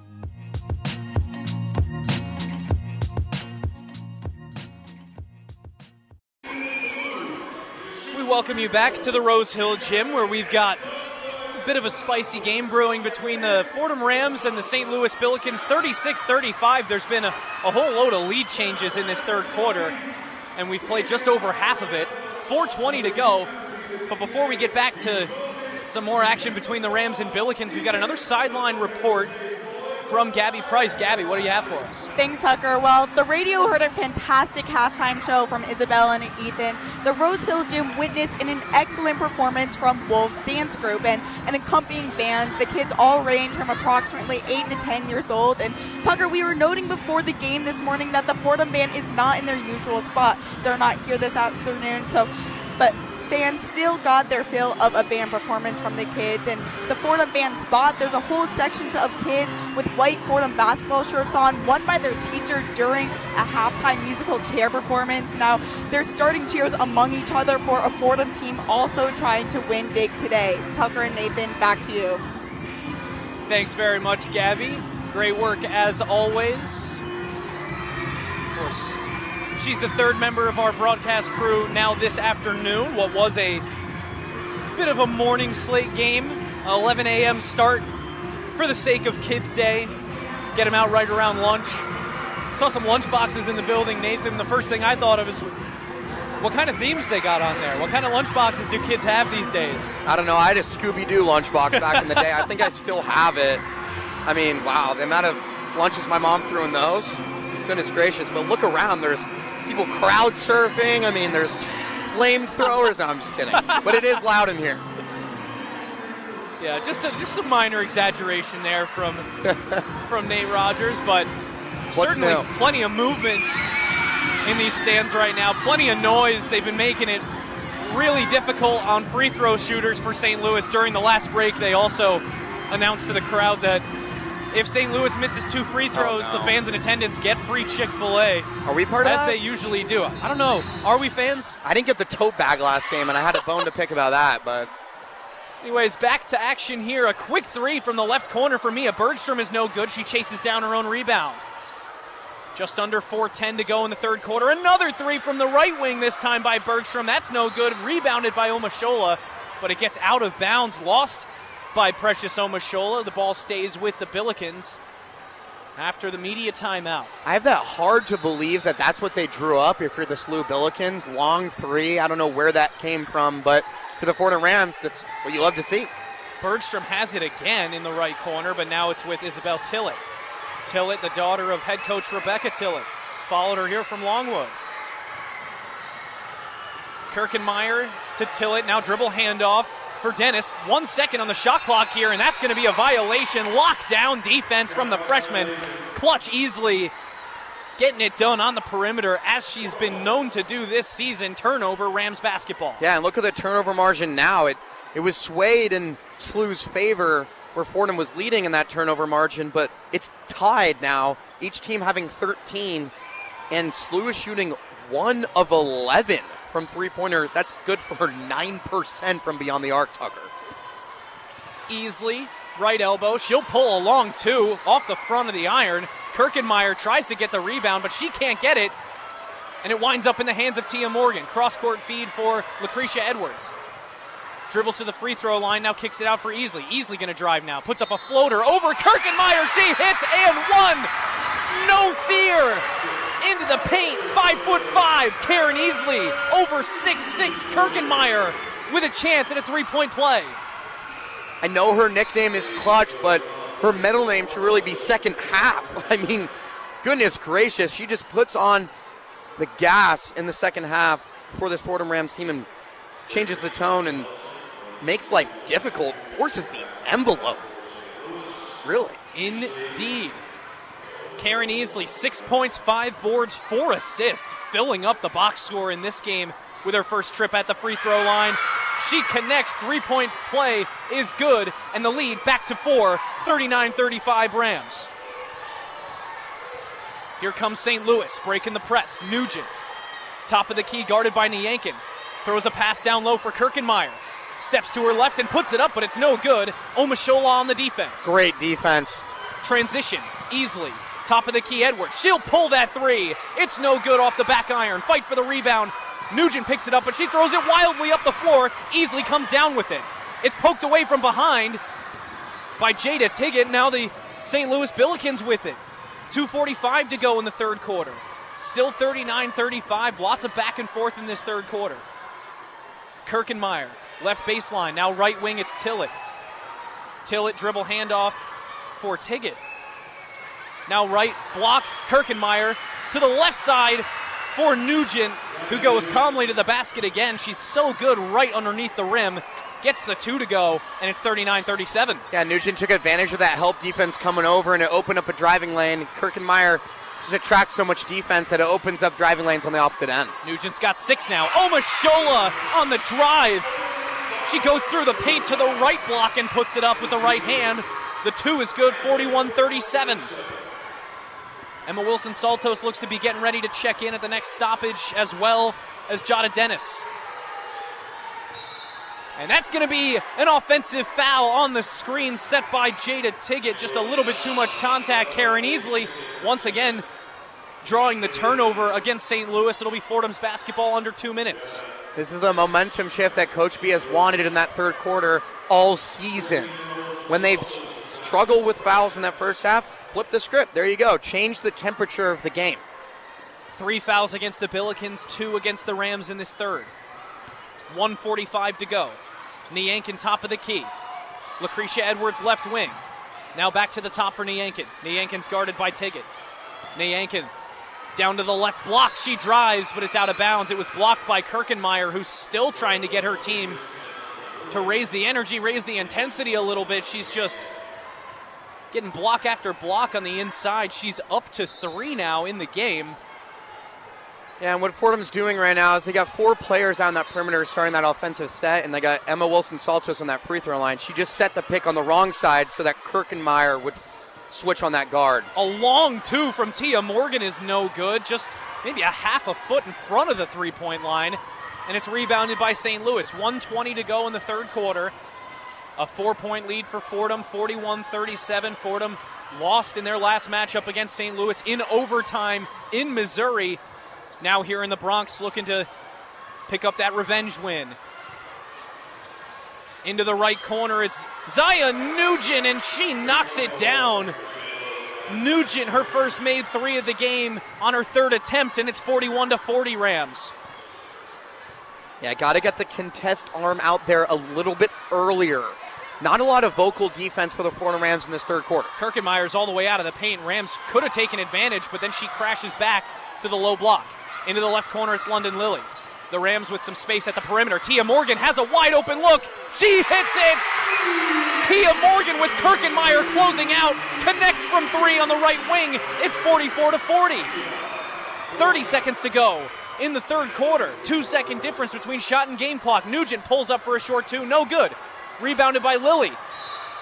And there's a foul in transition by Jada Tiggett trying to take it away from Lilly.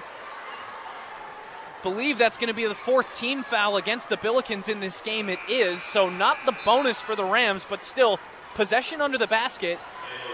Easley checks in, Lilly sits down. It's Nyankin, Morgan, Easley, Edwards, and Wilson Saltos now in the game for the Rams. 21.1, shot clock turned off. A chance to try and add to this lead before we head to the 4th. Well, how about Tia Morgan with that dagger of a 3? She's leading the Fordham Rams with points, 4 of 7 shooting with 9. A laser-focused stare from Tia Morgan as she works on Lex Nelson here. 7 seconds. Edwards, left wing, a 3. No good. Fight for the rebounds, pulled down by Jada Tiggett. They get it forward, but the shot is going to be too late at the end of the 3rd. And we go to the 4th. 44-40, the Rams and Billikens throwing haymakers in the 3rd quarter after what was a 1-point game coming out of the half is now a 4-point lead for the Fordham Rams. 30 minutes gone and 10 minutes to go in regulation. We're going to be right back from the Rose Hill Gym with the start of the 4th quarter, but for now we're going to kick it back to the Rose Hill studio for the one-on-one scoreboard update. Here is Ethan Wax. The one-on-one scoreboard. Let's switch gears and look at some men's A-10 action. The Fordham Rams travel to Davidson as the Rams are just 1-5 in conference, only beating St. Bonaventure on the road. Fordham is 4.5-point underdogs according to ESPN. At 6:30, the undefeated Flyers of Dayton are sitting at 5-0 in conference and 14-4 overall, heading to a struggling LaSalle team sitting at 6-13 overall. LaSalle looking to make a statement tonight. Rhode Island takes on the impressive 13-6 Richmond Spiders at 7 o'clock. That's all for now.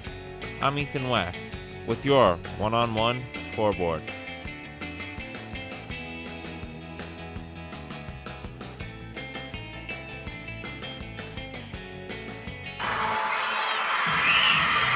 Welcome back to a very, very loud Rose Hill Gym. The cold weather outside did not prevent the kids from getting in the building this afternoon.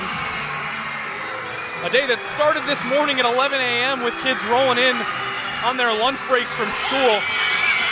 Kids from all over the Bronx, from area schools near Fordham in the building today to load up Rose Hill and create a little bit of that Rose Thrill magic that Fordham's been feeding off of in this game. They've hit some pretty big-time threes in big moments and now lead St. Louis 44-40 with 10 minutes to go in regulation. And tell you this, Tuck, I went to the Penn State whiteout game at Penn State in the student section. That got up to what, like 100-something decibels? They need a measurement up here because it is so loud. I need Advil for my ears, my God. Whew. It's been a wild game. So many lead changes in the 3rd quarter alone. Both teams have had the lead 5 times, and there have been 4 ties in this game. Yeah, and something to look and keep track of. In that 3rd quarter, the rebounding margin, SLU out-rebounded them quite substantially. And if you're the Fordham Rams, you got to keep owning the paint. You can't let that go. Jada did a job of shutting down the second chance points. SLU had 0 of them. And again, stay out of foul trouble. Rebecca Tillett's teams are built for down the stretch, and they show up when it needs to happen, and they come through in that 4th quarter. And it's the 4th quarter that the Fordham Rams have historically struggled with even the past 2 seasons. So if you're Coach B's team, do what you do best. Play your half-court offense, play your tempo. Don't get caught up with the shots that SLU's throwing up, because it's really, they're not going in. Just got to take what they're giving you and play your style of basketball for 10 minutes, and you can come out victorious with your second A-10 conference play win. Fordham has held St. Louis to just 5 made field goals in each quarter of this game. 5 for 15 in the first, 5 of 11 in the second, 5 of 13 in the third. If they can hold St. Louis to another 5 field goal performance in this 4th quarter, I like their odds the way that their offense has been playing so far. They also did a good job matching the first 2 3-pointers that SLU was able to knock down in that third quarter with 2 3-pointers of their own, so wipe those both off the board. And now Fordham finds themselves with a very small cushion, but still very much in control of the way that this game is going. But like you mentioned, they just got to keep in front of St. Louis in terms of the fouls and just try to nurse this one to the finish. They did a good job finishing against St. Bonaventure. We're going to see if they can do it again. Easily. Now it's Morgan, top of the key. Rams with the opening possession of the final frame. Only player in real foul trouble for the Rams is Mason Hill at 4, but she's not on the floor as it stands now. Easily. Right corner, Lucretia Edwards, a 3 is good! Lucretia Edwards, a huge 3 to open the fourth quarter. It's 47-40. Lucretia Edwards catch and shoot. She looks like Klay Thompson out there with that high release. Puts the Rams up 7 with 9 to go. 8 points for Lucretia Edwards in the game now on 3 of 12 shooting, 2 of 8 from 3. She is knocking on the door for continuing her streak of scoring 10-plus points in each of her last 3 games, in 6 in the last 8. How about that? A huge step up for Lucretia Edwards, one of the 3 team captains of this Fordham squad. Emma Wilson-Saltos also a captain, and of course Alexis Black, who has been out since the second quarter of the St. Joe's game. On the left wing now for St. Louis, 10 seconds on the shot clock, it's Lex Nelson. Into the paint, a foul, and 1! Lex Nelson draws the contact from Wilson-Saltos, and she's going to go to the line for a chance at a 3-point play, down by 5. Yeah, frustrating foul there, and she had her hands up vertical. It's just SLU got her caught kind of offset and off one foot there. They're always going to call that one. Results in an and 1 opportunity for SLU. Lex Nelson, 1 of 1 at the line today, 73% shooter on the season. A rumble in the arena from the fans in attendance. Looking for that pair of misses. But she makes the 3-point play conversion. And it's 47-43, 4-point lead for the Rams once again. Karen Easley has it, a minute gone in the fourth quarter. Easley is fouled by Kira Brown. Brown making a little bit of contact, didn't like the call, but Easley nearly fell to the ground, so 1 foul apiece for St. Louis and Fordham. Rams ball on the side. And if you're Fordham, take what the defense gives you. Shots have been falling, the lid came off, so just do what you do best. Easley going to move to the left block. There's a couple of trees in the area. They whistle her for the travel. It seemed like maybe she picked up that basketball to try and gather towards the rim and then started her dribble again. But they call it a travel on the floor either way. Ref kind of laughing there. It was an obvious call, but it was a bit of a weird exchange underneath. Easley had Kira Brown and Alyssa Kirkenmeyer both kind of collapse down onto her. And she sort of picked the ball up and then put it back down on the floor, trying to get that delay in the dribble, but the ref called it effectively a double dribble. Either way, a turnover by the Rams. St. Louis with it in the corner. Now Kirkenmeyer, right block, working on Wilson-Saltos. A pass to the side, but Wilson-Saltos rejects the shot from Lex Nelson. It gets away from her. Another shot, but it's picked up by Easley. Karen Easley has it under her legs. So it's going to be a jump ball, possession arrow pointing towards St. Louis. The Billikens going to retain possession here, but Fordham, nice job defensively. Kirkenmeyer passed up the opportunity to work on a smaller defender, and then Wilson-Saltos stepped away from Kirkenmeyer and blocked that shot. Yes, and just fundamental basketball, when you get that rebound, don't immediately dribble. That's forcing so many loose balls. And a steal now by Wilson-Saltos, who has the fast break. And she does travel, though, in transition. She got a little bit ahead of herself. They call it a double dribble on the floor, as she looked like she was pulling up into the paint, maybe thought about shooting and passing at the same time, couldn't really decide what to do with the basketball, and winds up committing the turnover. But it was a nice steal in transition, and then she beat Kirkenmeyer in a straight-up foot race from one end of the floor to the other. 2 minutes gone in the final frame of regulation. 8 minutes to go. 47-43, the lead for the Rams. Top of the key, it's with Lex Nelson. Nelson cuts into the lane, nice move. Underhanded right side layup by Nelson at the right block, makes it 47-45. And what Kirkenmeyer does so well, too, is she's got that gravity to just have the defenders go towards her end, and it opens up driving lanes on the other. Easily, bounce pass across to Hill. Mason Hill finds Kayla Berry. Berry's got Kira Brown on her. Berry works around an Omashola screen. Now left corner look for Mason Hill. Is no good. Fight for the rebound. And Brown comes down with it. She gets it to Kirkenmeyer. Now back to Brown, who's going to bring it up. Kira Brown, left side, Dennis. Dennis, a good look for three. That's no good. Rebounded by Nugent, who's on the floor again, but the second chance effort is no good. Easily comes down with it in transition for Fordham. Pass down the floor for Lucretia Edwards. Tries to get it to Omashola. It's off of Kira Brown, out of bounds under the basket. Fordham's got 21 seconds on the shot clock. Berry takes a seat, and he yanking on. Yeah, and if you're Coach B, you really want to give Emma Wilson-Saltos a breather on the bench. She's doing such a good job of locking down Kirkenmeyer. And look, I said you got to keep her under 15 points. She's at 12 now with 7 to go, so she's right on that borderline. She gets to 15, she gets hot and gets kind of a problem. Fordham doing a good job of containing. Yeah, Kira Brown takes a seat. Isabel Tillett checks in. And the inbound comes to Mason Hill. 7 minutes flat to go in the fourth quarter. We're now on the Yankin right wing. Guarded by Jada Tiggett. Now to the right block. Omashola's pass down low was blocked by Kirkenmeyer. Omashola now into the left corner, Lucretia Edwards, and it's stolen by Lex Nelson, who keeps it in bounds with the tippy toes. Nelson to the right block. She's blocked by Karen Easley. Easley with the rejection underneath.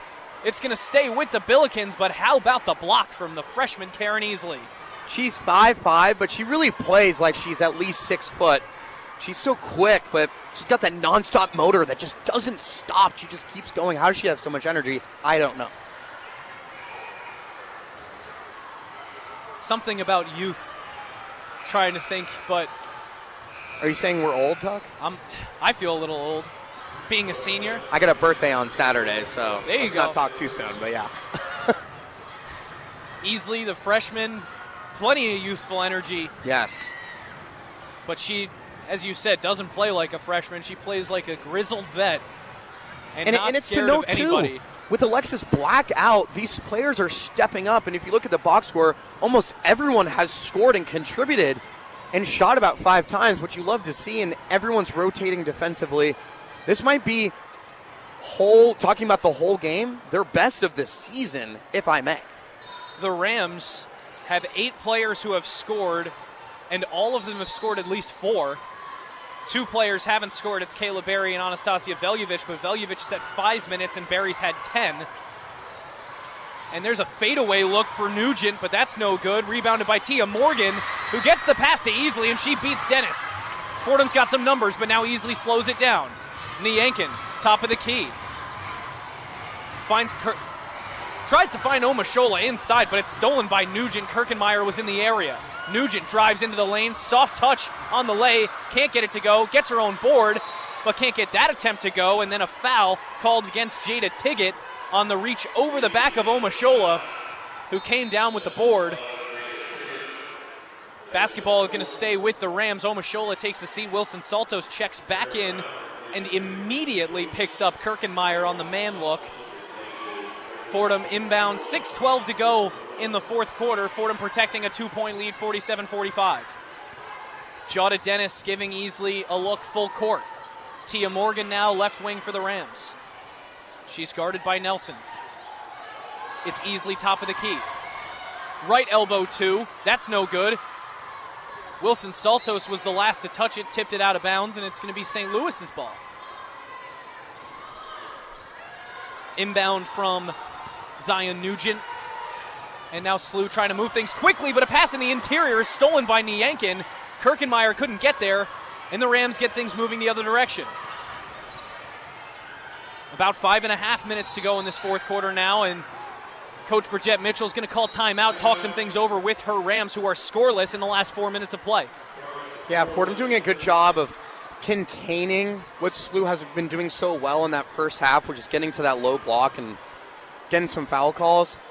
But if you're Fordham, you can't stray away from what's been working for you, which is getting that ball moving around the perimeter, move your players off ball, get those screens going, and take that open shot when you can, and don't stop shooting. Like a player like Lucretia Edwards, we talk about shooters shoot. You know, Lucretia Edwards, she's 2 of 8 from 3, but those 2 threes that she had really were the temperature change in this game so far. Fordham has 12 steals, SLU has 7, but the Rams have turned the ball over 4 more times than the Billikens. Things not seeming to quite add up there in the box score, but we're going to step away for just a moment at the media timeout of the fourth quarter. 5:35 to go, 47-45. The Rams have the lead. We're going to step away for just a moment. We will be right back with more Fordham women's basketball on WFUV Sports.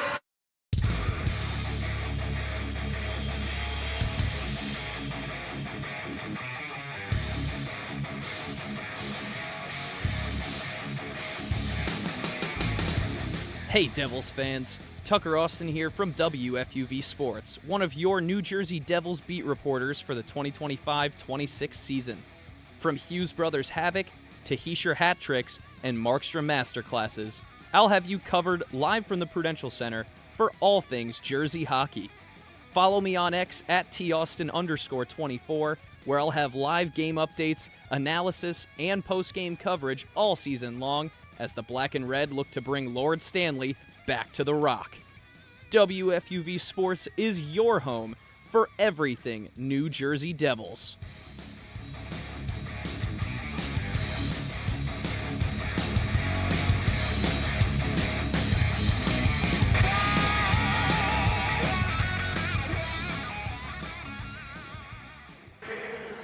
Welcome back inside the historic Rose Hill Gym on the frozen solid campus of Fordham University in the Bronx, New York. It's about 20 or so degrees outside, despite it being the middle of the day, Nathan.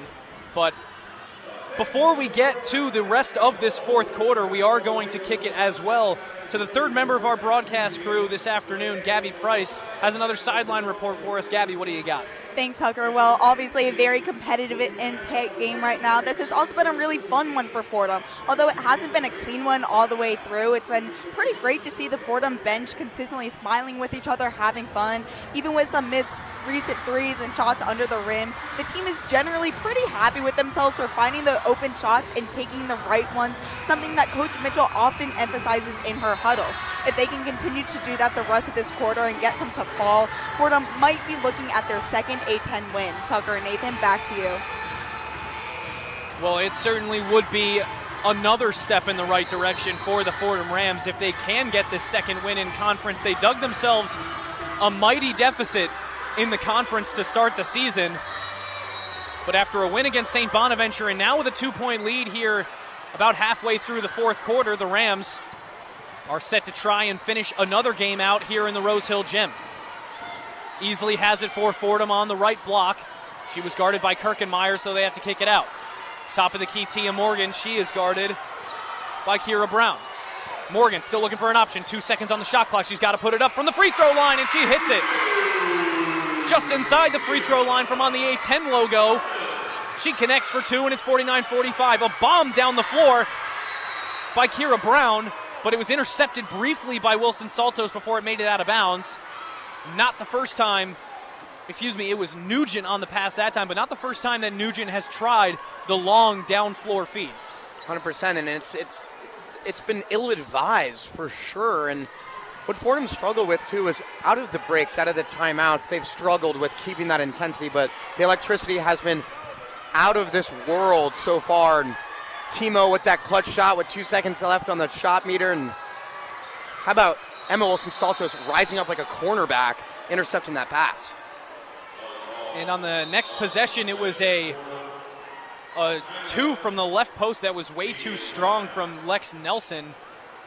And there was a fight for the rebound underneath. Jump ball, possession arrow towards the Fordham Rams. So the Rams going to have it.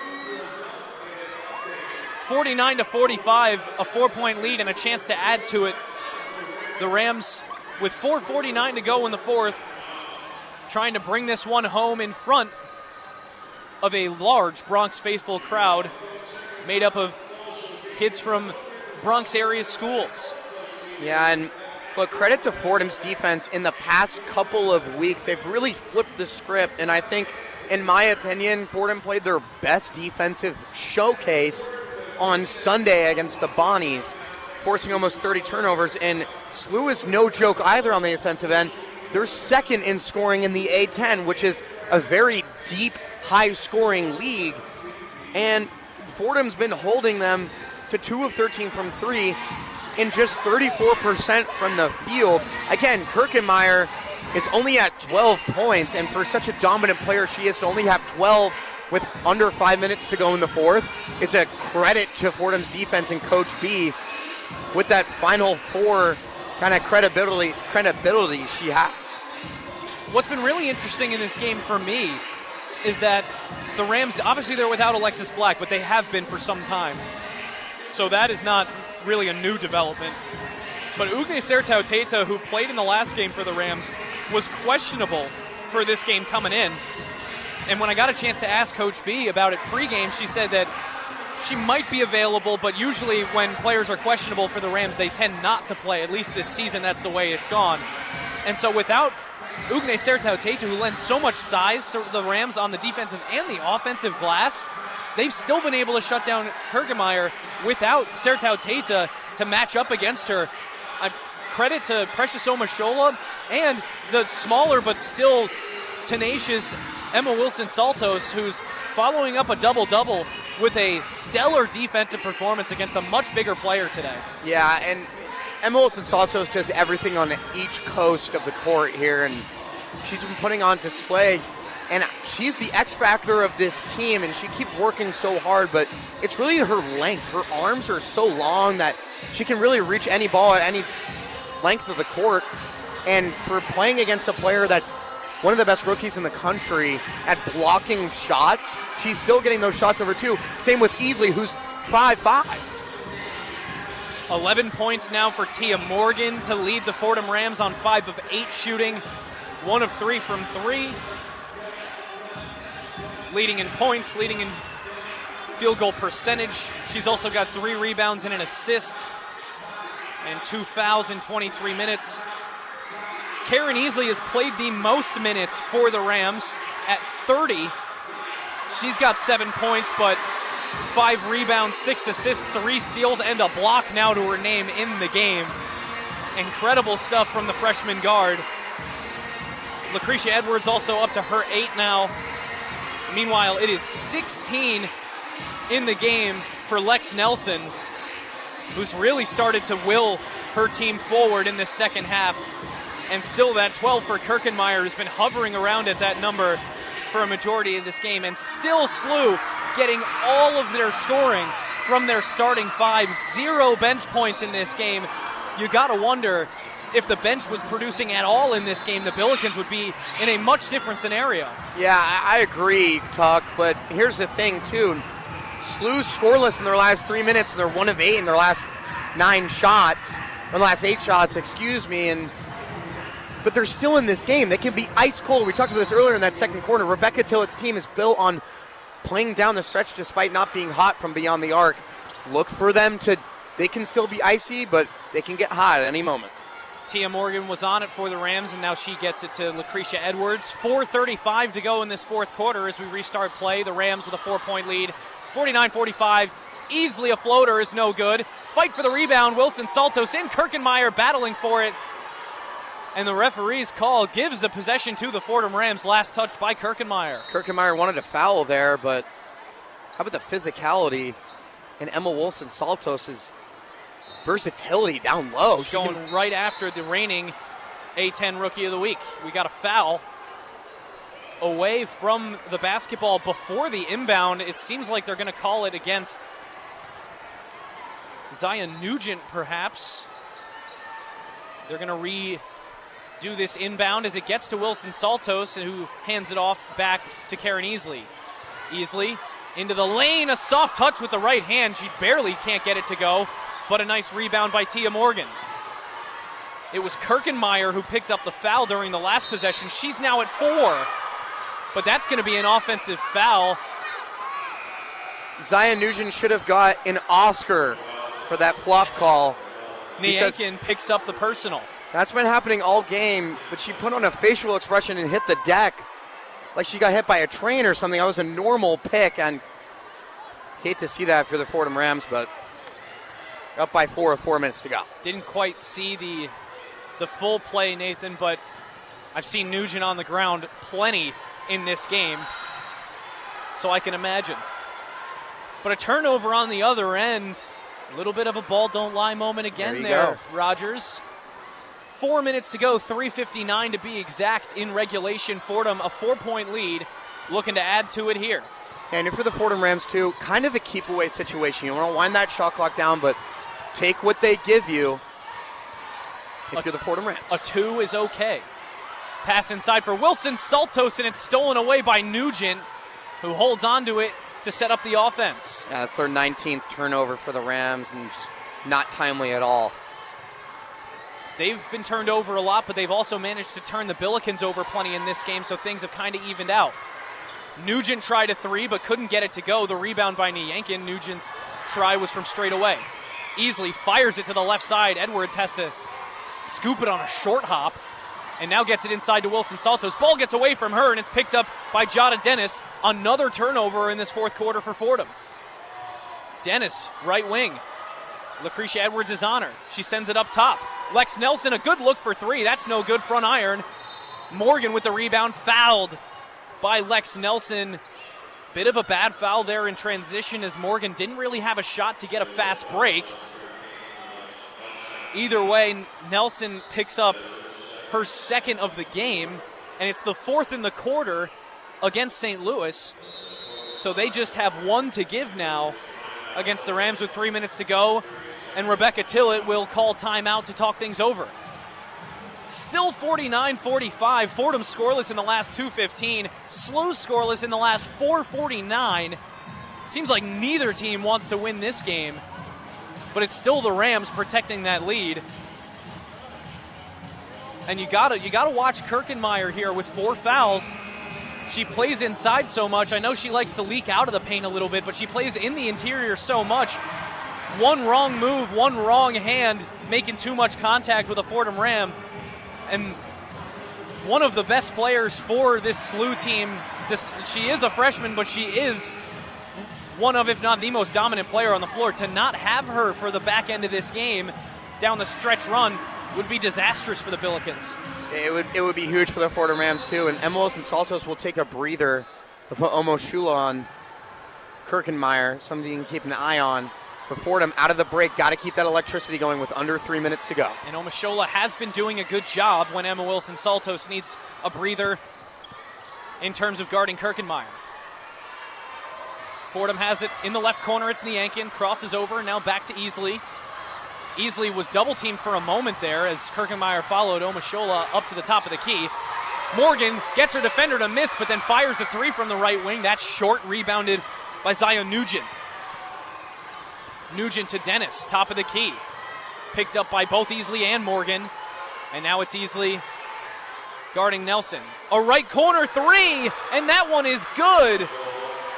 Jada Dennis hits her first 3-pointer of the game at a huge spot for the Billikens. 1-point game, 49-48, 2 minutes to go. Yeah, Tuck, I told you they've been shooting so poorly all game, but it's only the time that matters for them. And as Omashola turns around and has a bit of an answer, a big bucket for the Rams, 51-48. That's a good sign, but it's going to be a very close finish. And a great move in the lane by Jada Dennis, stepping through the defender and tossing it up with the right hand. It goes nothing but net. 51-50. The Rams have it. 1:35 to go. Lucretia Edwards, corner 3. Is no good. Rebounded by Niankin, but a lot of contact underneath. Niankin's on the floor. It's a jump ball possession towards the Billikens. A rough turnout on the luck for the Rams. The arrow pointing towards St. Louis. The Billikens have it underneath, 51-50, but the crowd going to try and make things difficult on this St. Louis offense. And for Coach B, very smart move to put Emma Wilson-Saltos back in the game. They're going to focus on defense. You have to get a stop here. They're going to start with a 1-2-1 full court press. Really put pressure on them early. Hill, Morgan, Easley, Niankin, Wilson, Saltos as the Billikens break the press. Into the left corner, it's Kira Brown, and she connects. Kira Brown drills the three. But I believe there's a timeout on the floor. The St. Louis players were celebrating in the middle of the floor. The referees were looking towards the Fordham bench. The Rams had inbounded the basketball. It looked like Tia Morgan was trying to go up the floor with it, but the referees were looking to Coach B as if she called a timeout. It seemed like a miscommunication from pretty much everybody on the floor there. There's a lot of confusion. And well, this is interesting. They call a technical foul. Easley will shoot a technical 2. against. Oh, they called Kira Brown for a technical on the celebration. I gotta believe that was what it was, because Kira Brown did a little celebration into the corner, used 3 fingers to point there, and there was still a Fordham defender in the area. They whistle her for the tech. Easley hits both. Clutch buckets from Easley at the free throw line. Fordham, 2 shots, the basketball. They now have a tie game at 53 in the bonus with the basketball and 1:14 to play. What a wild turn of events. And there's another whistle here. I think they were asking for a substitution opportunity, and they do get it. Just a really wild moment with the technical foul. But Fordham is going to take that all day. They're in a tie game now, 1:10 to play. 25 on the shot clock, 53 all, and it's Easley on the basketball. Let's see if Fordham can flip the script on playing in the fourth quarter, get this game going. Morgan down low, Wilson Saltos working on Kirkenmeyer. It's good off the glass. Wilson Saltos the lay-in. 56.9 to go, 55-53. I can't tell if Rebecca Tillett called a timeout or not, and she does. The signal finally from the referees. It's so loud in this building, neither team's head coach can hear the referees, and the referees can't hear the head coaches. Nobody knows what's going on after every bucket, but the Rams have a 2-point lead with 56.9 to go. What a wild fourth quarter this has been, Nathan. I'm getting goosebumps here, Tuck, and here's the thing. If you're the Fordham Rams and Coach B, you have to play man defense and stick out on the perimeters. They're going to look for their shooters, but look, you know who they also have? Kirkenmeyer. They're going to look down low, and they cannot let up on the help defense. If she has the ball, you rotate over. For me, this situation is big because you do not want to foul anybody under the basket. An easy 2 could lead to a 3-point play. You just need to guard the perimeters and prevent SLU from getting a good 3-point look. And if you're SLU, you got to score kind of quickly. You got 30 on the shot clock, but 56 in the game. Fordham's in the bonus, though. So Fordham can wind the shot clock down and play keep away. The noise in this building is getting absolutely ridiculous as Coach B is trying to get some words off to Karen Easley. She's standing on the floor and now is speaking with one of the referees. She's going to head back to the sideline. Coach B wanted one more sub. It's Barry off, Edwards on, and this building is going to be rocking this whole possession. The second Jada Dennis touches this basketball, it's into Tillett. Tillett finds Nugent, right corner. About 2 shot clocks left. A right corner 3 for Dennis is long. Rebounded by Tillett. Edwards is on the floor. Tillett finds Nugent. Nugent looking for an option. She drives to the left post. Fadeaway 2 is no good, but there's a foul. There's a foul on the floor. It's going to be against Kayla Berry on the fadeaway shot by Nugent. That's a tough foul to take there on what was a really tough look. But look, she's 2 of 4 from the line. It is loud in here. You feel like you're on a spaceship. She could miss these. What a game this has been to come down to the wire. 37.3. Nugent's free throw is good to make it 55-54. The next one could tie it.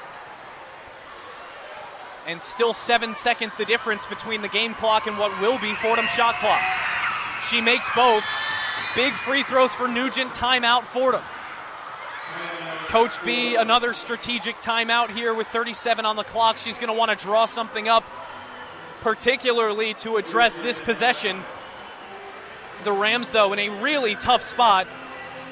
A tie game with the basketball. You score the 2, you still open the door on that last possession for a three-pointer.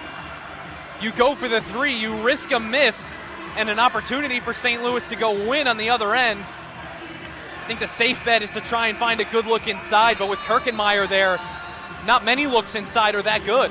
And here's the thing, too, if you're Coach B, you're looking to go in the paint because you're in the bonus. You don't want to take a long 3 on the off chance that you don't get that board and Sluice in transition. Get that ball, wind that clock down, get it in the paint. If you pump fake, they will fly in the air and you will get a foul. Nugent, Dennis, Tiggett, Kirkenmeyer. And Nelson is the 5 for St. Louis. Easley, Morgan, Nayankin, Edwards, Wilson Saltos, still the 5 for the Rams here. 30 seconds now, under 30. Easley still guarded by Dennis up high. Screened by Nayankin. She's going to take a lot of time off this clock as she's still guarded closely by Dennis. Dennis looking for a chance to poke it away. Easley still trying to work by Dennis at the top of the key. Gets by a Saltos screen. A pass to Wilson Saltos in the interior. She spins around a couple defenders. They're going to call her for the walk. Wilson Saltos travels under the basket trying to get around a couple defenders. It's hands on the hips for Coach Bridgette Mitchell. And timeout taken by St. Louis with 10.7 on the clock. The Billikens are going to get a chance to try and put this one away on the last possession. Oh, my goodness gracious. I mean, they had nothing down low, and Emma Wilson-Saltos had that stutter step, try to get that extra gather, looking for the foul. I thought she had it, but she had walked, and if you're Emma Wilson-Saltos there, you got to kick it out to the wing, and it was open, but now you put yourself in a position where they could end up winning this game, but you cannot foul with 10 left. There were so many SLU players under the basket with Wilson Saltos in the area. They knew they were going in the paint. She probably had a perimeter option. I don't know if she could have gotten it out cleanly, but I think the options were certainly there. I just don't know if that's the shot that Fordham necessarily wanted in that scenario. It wasn't as high percentage as they wanted. Yeah, and one of the higher percentage looks for the Rams in this game has been Tia Morgan from the mid-range. Yeah, I agree, but also if you're going to kick it out there, that was never the game plan when you shoot 25% from beyond the arc. So, in theory, that's what they drew up. Just didn't work out. That's how the cookie crumbles. Now you got to flip the script mentally, play the great defense you've been playing all afternoon. The Billikens have matched their field goal total from every other quarter. 5 field goals in the first, 5 in the second, 5 in the third, and now 5 here in the fourth. But it's going to take one more field goal to give them the win here. Fordham has to avoid fouls at all costs in this scenario. They have one to give on the floor, which they could give in an emergency, but they got to avoid the shooting foul. 5 seconds. Nugent, a fadeaway blocked by Wilson Saltos.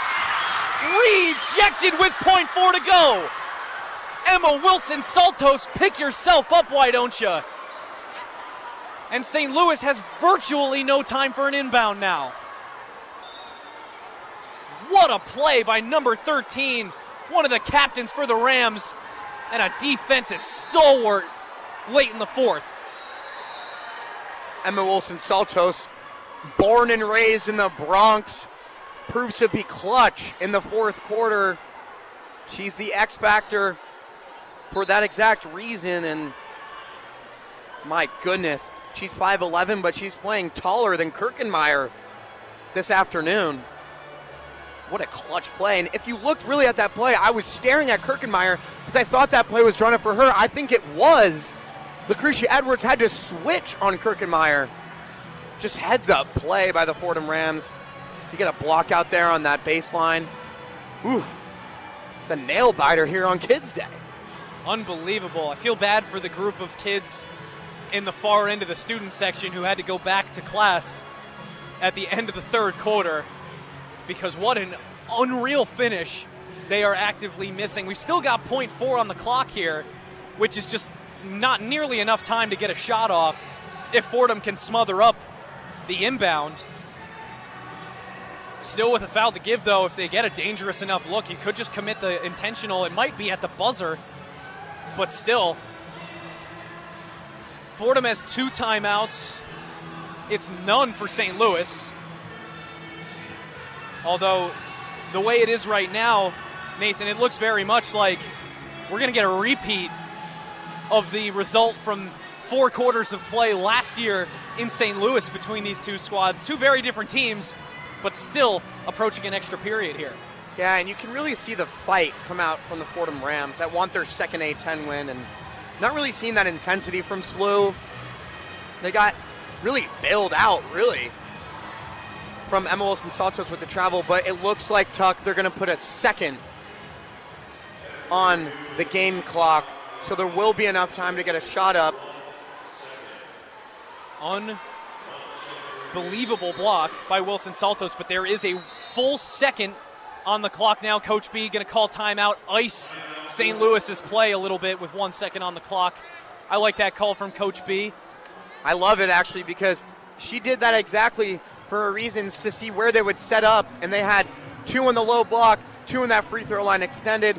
That's a classic throw up to the lob play for Kirkenmeyer, so if SLU goes back with that, I would expect it, but if you're Coach B, put your bigs down there and protect the rim. This is the one downside of Kids Day, Nathan, is that these kids are on schedules, and they do need to get back to class eventually. They should let them stay. Some of the student fans in attendance are having to exit the building. It's taken some of the air out of the gym, but not all of it. There are still plenty of fans in attendance, but not nearly the number that we had when we had peak noise levels in that third quarter. Fordham still going to try and squeeze everything they can out of the fans left in attendance. With 1 second on the clock, we're tied at 55. SLU has a chance to inbound. Tillett is looking for an option. There's a foul, and it's offensive before the inbound even occurred. And it's against Kirkenmeyer. She's done. She's out. She's done for the game. Unbelievable. Alyssa Kirkenmeyer, with 1 second left on the clock in the fourth quarter, has fouled out. And the Fordham Rams are in the bonus. The Rams are in the bonus. St. Louis, that's their 5th foul of the quarter. This could be a free throw to win the game here, Tuck. Whoa, whoa, whoa, whoa. Hold on a minute. What a ridiculous turn of events now. Just when you thought the roller coaster ride could be approaching an overtime period. With 1 second on the clock, Fordham now into the bonus. I believe that foul should be sending the Rams to the line. It's just interesting, though, because I think the Rams will get to send anybody they want because it was a foul. St. Louis had the basketball. It was before the inbound even occurred. I believe you're right. So it's on the floor. I believe Coach B gets to pick who she sends to the line. It's going to be easily if that's the case. Got to be, right? They can ice this game with a second left. It's got to be. She's 3 of 3 at the line. Mason Hill's 2 of 2 at the line. But I think it's definitely easily made the 2 buckets on the technical earlier in this fourth quarter. So she definitely seems like the obvious pick. The referees are right now talking to Scott Kwiatkowski, one of the sports information heads here at Fordham University, also an expert in college athletics rules, not even just basketball, across sports. Scott does an absolutely great job for Fordham, and I believe he's squaring some things up with the referees. It'll be an inbound play for Fordham. It will not be shooting. So no free throws, but it's an inbound with 1 second. Fordham going to try and get an open look. They find Edwards in the corner at the buzzer. No good, off the side of the backboard. And we are going to overtime. For the second time in the last 2 games between these two programs, we're getting an extra frame of basketball. Bonus ball for the kids, fans in attendance. 55-all at the end of 4 quarters of play. And the Rams, who really were in control of this game for a majority, they coughed up the lead a couple of times.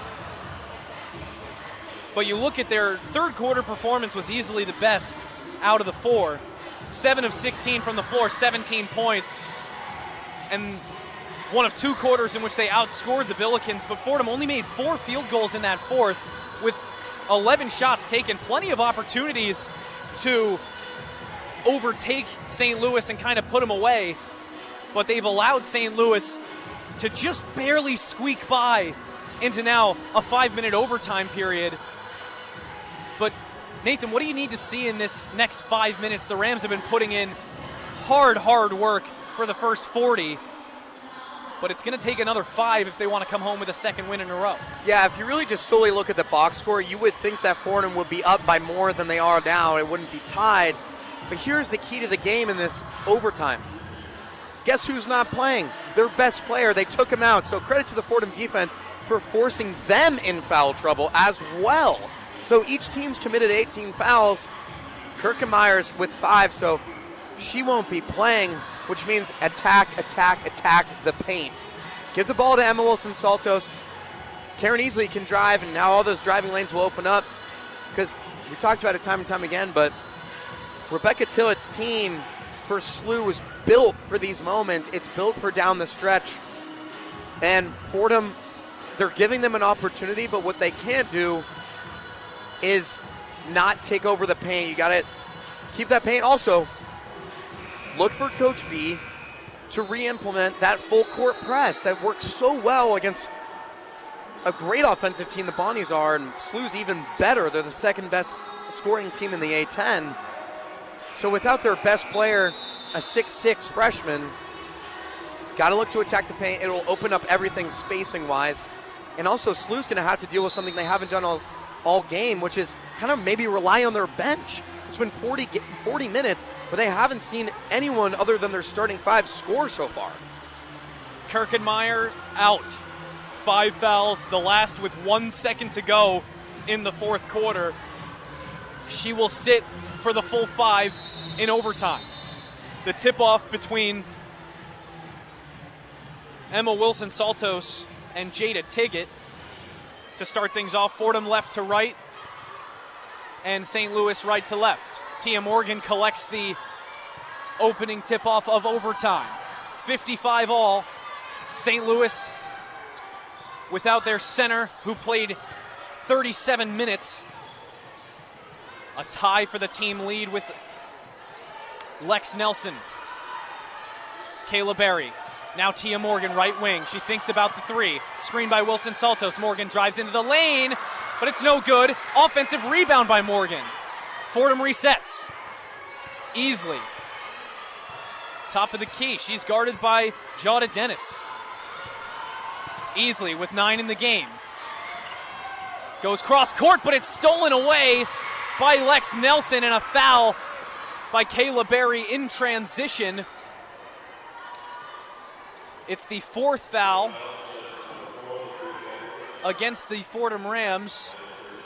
I think it's the 4th foul, although Fordham was close. It could be the 5th. I think it stays the 4th. So Fordham, no more fouls to give, but Fordham maintains the bonus from the 4th quarter in overtime. Lex Nelson finds Zaya Nugent. Nugent, top of the key. Now over to Jada Tiggett. Tiggett dribble handoff. It's Kira Brown, guarded by Kayla Berry. 8 seconds on the shot clock. Brown has to pick it up. Top of the key. It's Nelson. Long 2, no good. Rebounded by Lucretia Edwards. She's guarded full court by Nugent. Nugent still giving her a look as Edwards takes it across the timeline. Easley comes across to help her. 3 minutes, 30 seconds to go in the first overtime. Still tied at 55. Easley to Kayla Berry, top of the key, guarded by Brown. Now Barry drives to the right block, puts it up with the right hand. That's no good. Wilson Saltos a rebound. Her follow is no good. Another rebound. Flips it off the glass high, and it's no good. Lex Nelson comes down with it. Jada Dennis for St. Louis. No scoring yet through the first 2 minutes. Dennis goes up for the reverse. Can't get it to go. Foul on the floor. Drawn by Tiggett. It's going to be against Wilson Saltos, I believe. Although perhaps it's against Caleb Barry. But either way, it's the 5th foul since the start of the 4th quarter against the Rams. And it's going to send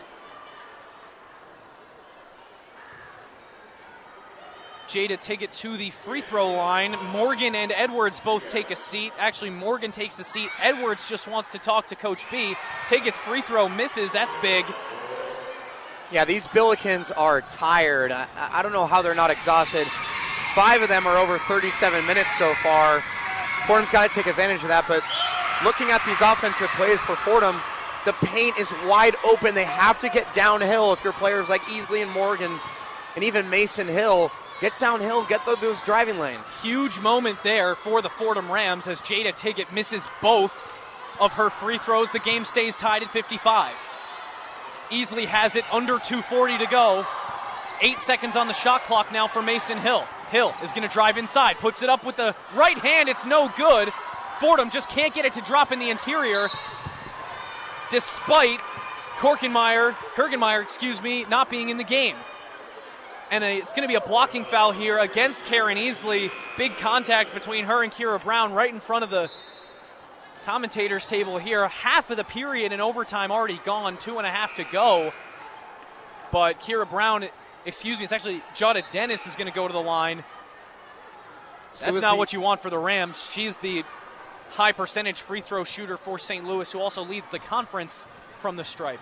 So is the opportunity to score the first points of overtime so far. It's been knotted at 55 for 3 minutes. Dennis will almost surely put at least one of these through. Interesting choice to have Emma Wilson-Saltos take a seat here. Relying on her on defense. Has Precious Omoshola. And she makes the first. Rimmed around. Yeah, a rim out and then back in. It traveled all the way around, back up near the backboard, and then almost rolled off the side but fell. First one's good, 56-55, the lead for St. Louis. The second one is much purer from Dennis, who's 2 for 2. The Rams trying to move it quickly now. Morgan has a lane to drive, but it's closed off by Nugent, and Morgan will back off. 2:20 to go in the overtime period. The first overtime, 57-55. St. Louis now the lead. Easley on the left wing. Easily guarded by Tiggett, now moves to the right post. Niankin thinks about it too, puts it on the floor. Now drives down to the left block, trying to work on her defender, but it's no good. Good defense by Tiggett, rebounded by Nugent. The shots aren't falling, but if you're Fordham, you have to get more stops. Keep playing that intense defense you have all game. Take away those driving lanes. Need a big stop here, do the Fordham Rams. Under a minute 45 to play, 57-55. Billikens lead. Lex Nelson spins into the lane. Throws a pass off to Tiggett, but it gets away from her. She's got a baseline J from the left side, and it's pure. Lex Nelson's been good from there all day. And it is a 4-point game, 59-55.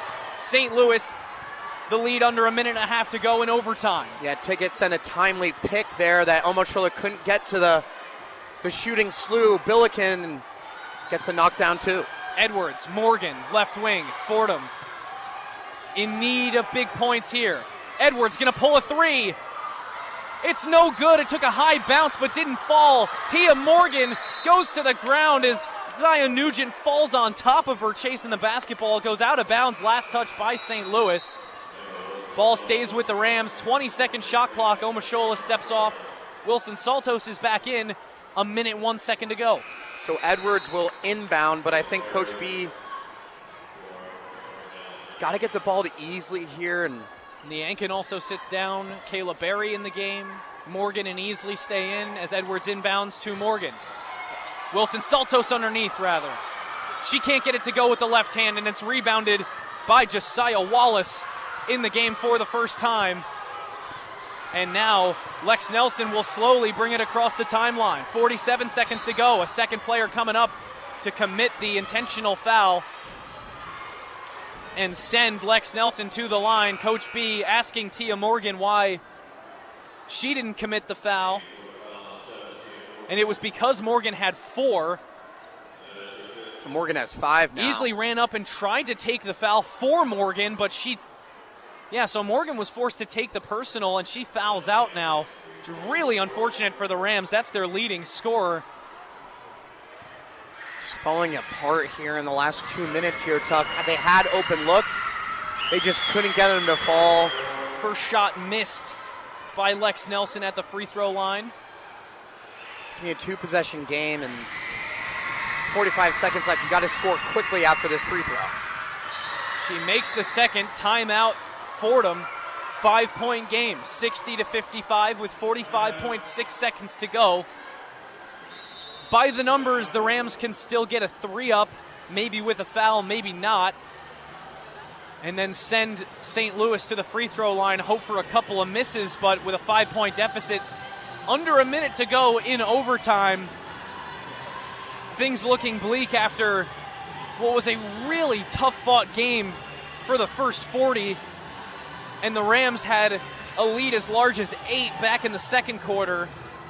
Took multiple leads in the second half, led by as many as 4 heading into the fourth quarter, but just ran really, really cold in the fourth quarter. St. Louis was able to claw back in and send this one to overtime. And now in overtime, Fordham, as cold as it is outside the building today, 0 of 8 from the floor in the extra period, against just 1 of 3 for St. Louis. SLU's not done much better in this overtime period, but anything's better than 0 for Nathan, and that's what St. Louis has put up so far, and has put Fordham in a really tough spot now. Yeah, the Billikens and Rams, too, in their own respect, are very tired. They look exhausted for good reason. But look, you can't expect to win this game if you're scoreless in overtime, but you still have a shot. So you got to score quickly here. You got 45.6 on the clock.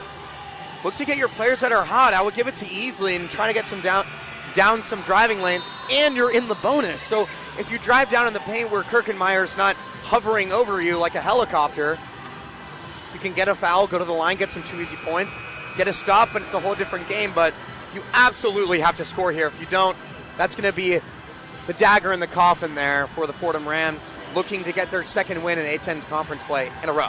Fordham out-rebounding St. Louis. Fordham out-assisting St. Louis. The bench is outscoring St. Louis 20-0. And Fordham has the advantage in fast break points, but that turnover margin, 24 for the Rams, 19 for St. Louis, despite Fordham having more steals, is going to be how this game gets diagnosed at the end of this one. Easily gets a look in the left corner. That's no good. Rebounded by Jada Dennis, who brings it into the front court. Intentional foul by Lucretia Edwards as Dennis goes crashing into the stands on the side. It looked like she almost fell over a chair. Lucky there was nobody in that chair to pick up the contact. But either way, Dennis is going to go back to the free throw line here. She missed 1 of her 2 shots in her most recent trip, but now really almost no noise left in the building, just the general murmurs of any of the student crowd that's left.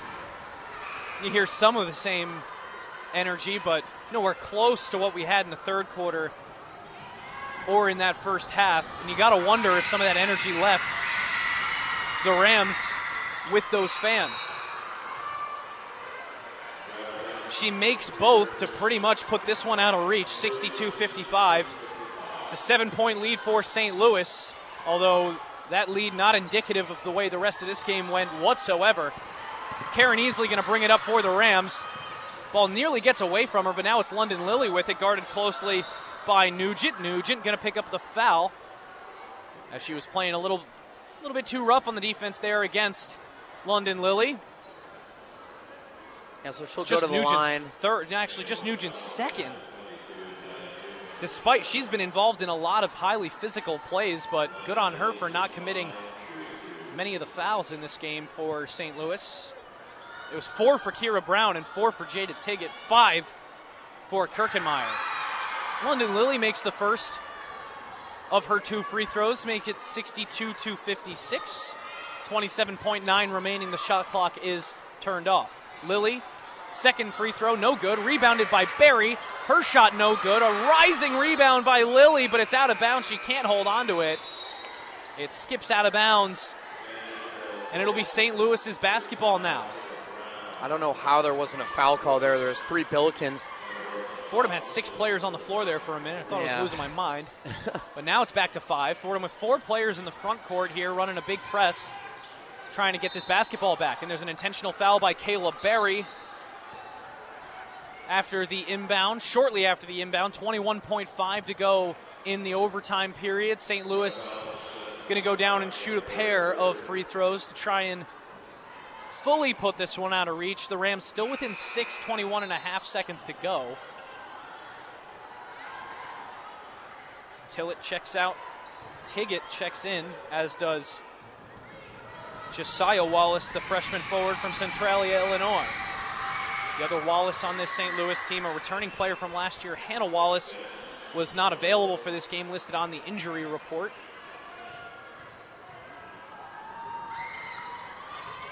Both free throws from Dennis are good. That gives her 14 in the game. And once again, St. Louis, for the second straight game now, have 4 players in double figures. Yeah, Fordham doing a good job this game of having strength in numbers, but it just wasn't enough, and especially with Kirkenmeyer out for this SLU team and for Fordham not to capitalize on it.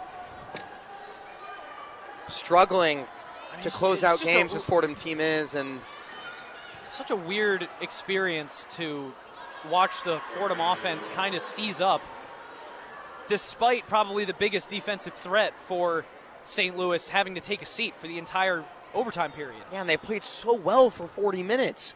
Kirkenmeyer had 4 blocks in this game. She fouls out, and then the Rams don't make another shot, from the floor at least. The free throw, the second free throw from Easley is good. The first was not. 64-57 as Nugent's on the floor again. And I think they called the foul against Lucretia Edwards. Yeah, Lucretia Edwards got a little extracurricular vocabulary there with I'm not really Nugent. sure how Nugent hit the wound deck up on the floor that quickly, because, I mean, Lucretia Edwards is just a generally smaller player than Nugent, but it looked like Nugent got hit by Kirkenmeyer. It was definitely exaggerated there, Tucker, in front of the Fordham bench. They don't look like they agree with that either. And look, Nugent's been hitting the deck kind of extravagantly all game. But spent a significant amount of time on the floor compared to other players in the game. And by on the floor, we mean quite literally horizontal on the floor. Nugent misses the first, and it is a technical, I think, against Lucretia Edwards. Unless they're just giving her the free throws. All 9 other players on the floor were on the opposite end of the floor, on the other side of the timeline, although it didn't seem to be a technical foul, although Lucretia Edwards does pick up the personal. It sent them to the line, so they were in the bonus. Nugent has it again with 15 seconds. Edwards picks up the intentional. That's her 5th, so Edwards is done. Morgan and Edwards both have now fouled out for the Fordham Rams. London Lily's got to come in for Edwards for the last 15.1 as Nugent stands at the line again.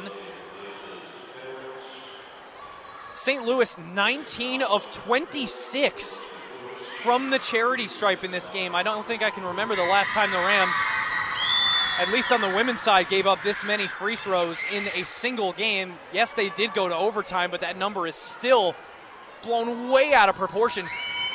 It's 20 of 27 now with that one, and it's now 21 of 28. 21 points for St. Louis have come at the stripe. That's just given up way too many if you're the Fordham Rams. Lily drives to the right block, trying for the 2, can't get it to go. Tiggett gets the rebound and it's going to be a jump ball. Possession towards St. Louis, 3.9 to go. It's 67-57 as out of quite literally nowhere, the Billikens built a 10-point lead in overtime. I think it was all the free throws down the stretch, but the inbound to Nugent, 1 second to go. Nugent at the buzzer, can't get it to go. The shot came afterwards. And St. Louis, for the second year in a row, has defeated the Fordham Rams in overtime. They did it once last year in St. Louis. This year they come to the Bronx and they get their 4th win all time in the Rose Hill Gym. And the Fordham Rams, meanwhile, fall under 500 once again. They're now 9-10 overall and 1-7 in conference play. Nathan, I don't know where this game got away from them, but at some point it did. And by the end of the 5-minute overtime period, Fordham found themselves down by 10 in a game that was a wire-to-wire battle for 42 and a half minutes. Yeah, and Fordham played one of their best, if not their best, 40 minutes of the season, but it just came down to you can't shoot 0-11 from the field in the overtime and expect to win the game. And even SLU only shot 33% from the field, but it was the fouls. The whistle just didn't go in the favor of the Rams. And look, Fordham had looks too. When Kirkenmeyer was out of the game, it opened up so much gravity on the floor for them to open up those driving lanes, and they could answer right back, but they just didn't capitalize. And Emma Wilson-Santos had some good looks. But look, when your players are playing 30-plus minutes, got to get tired, and it fell out of hand, and there was a lid on the basket for the last 5 minutes. One Fordham Ram got to 40 minutes, and that was Karen Easley, who put in a really good performance outside of shooting from the floor and from three. The shooting was very cold for the Rams across the board today, especially in the second half. They only made 11 shots. Actually, they made 11 shots in both the first and the second half to make one more field goal than St. Louis. But when you look at the free throws, that's the biggest difference in this one for me, Nathan. 21 of 28 as a team for St. Louis. 9 of 10 for Jada Dennis. 7 of 10 from the line for Zion Nugent. So you give them 21 points essentially for free at the charity stripe, and you lose by 10.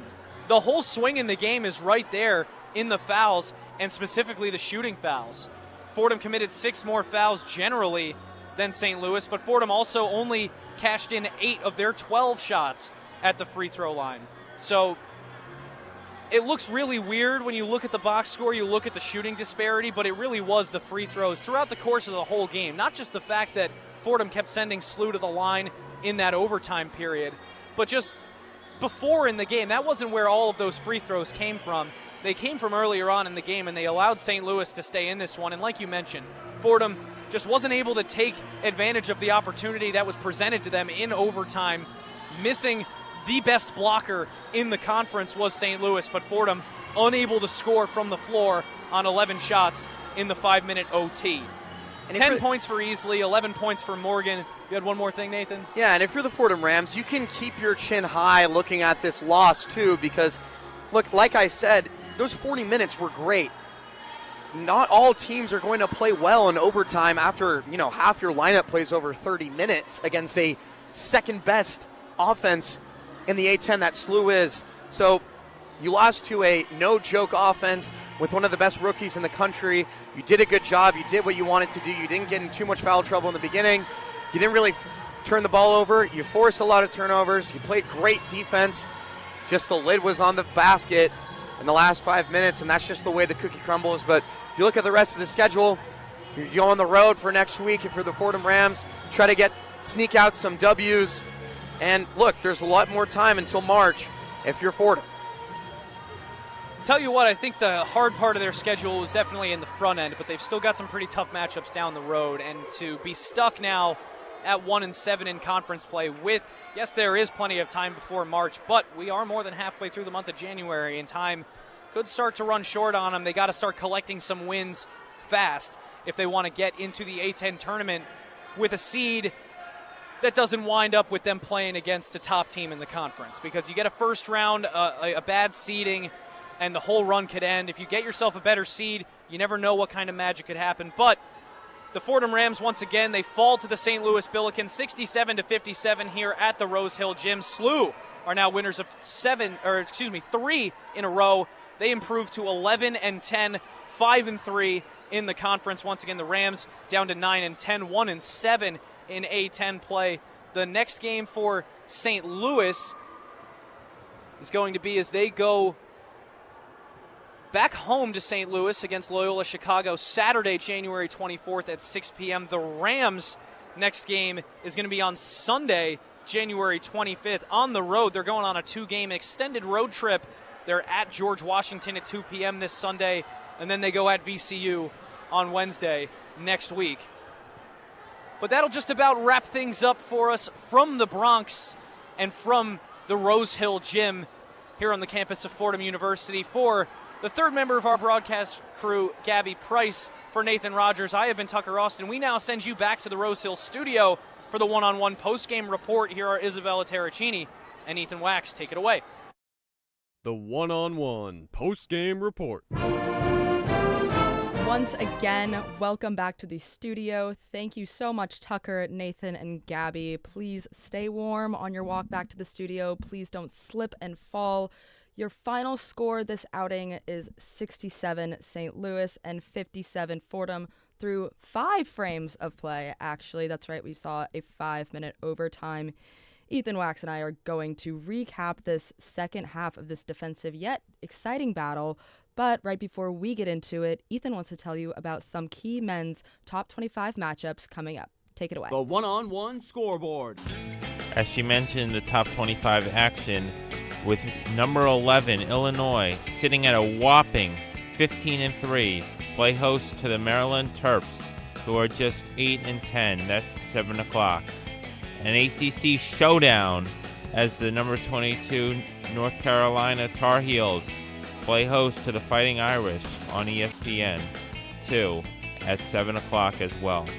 3 late games on tap for you as the top team in undefeated Arizona Wildcats play host to the Bearcats of Cincinnati, a tall test for them tonight at 9 o'clock. Another undefeated team, Nebraska, at 18-0, play host to Washington. Pepperdine, who is struggling very much this season, at 6-14, visit the number 9 team in the country, Gonzaga Bulldogs. The Zags are a perfect 7-0 in conference play and a sparkling 19-1 overall record.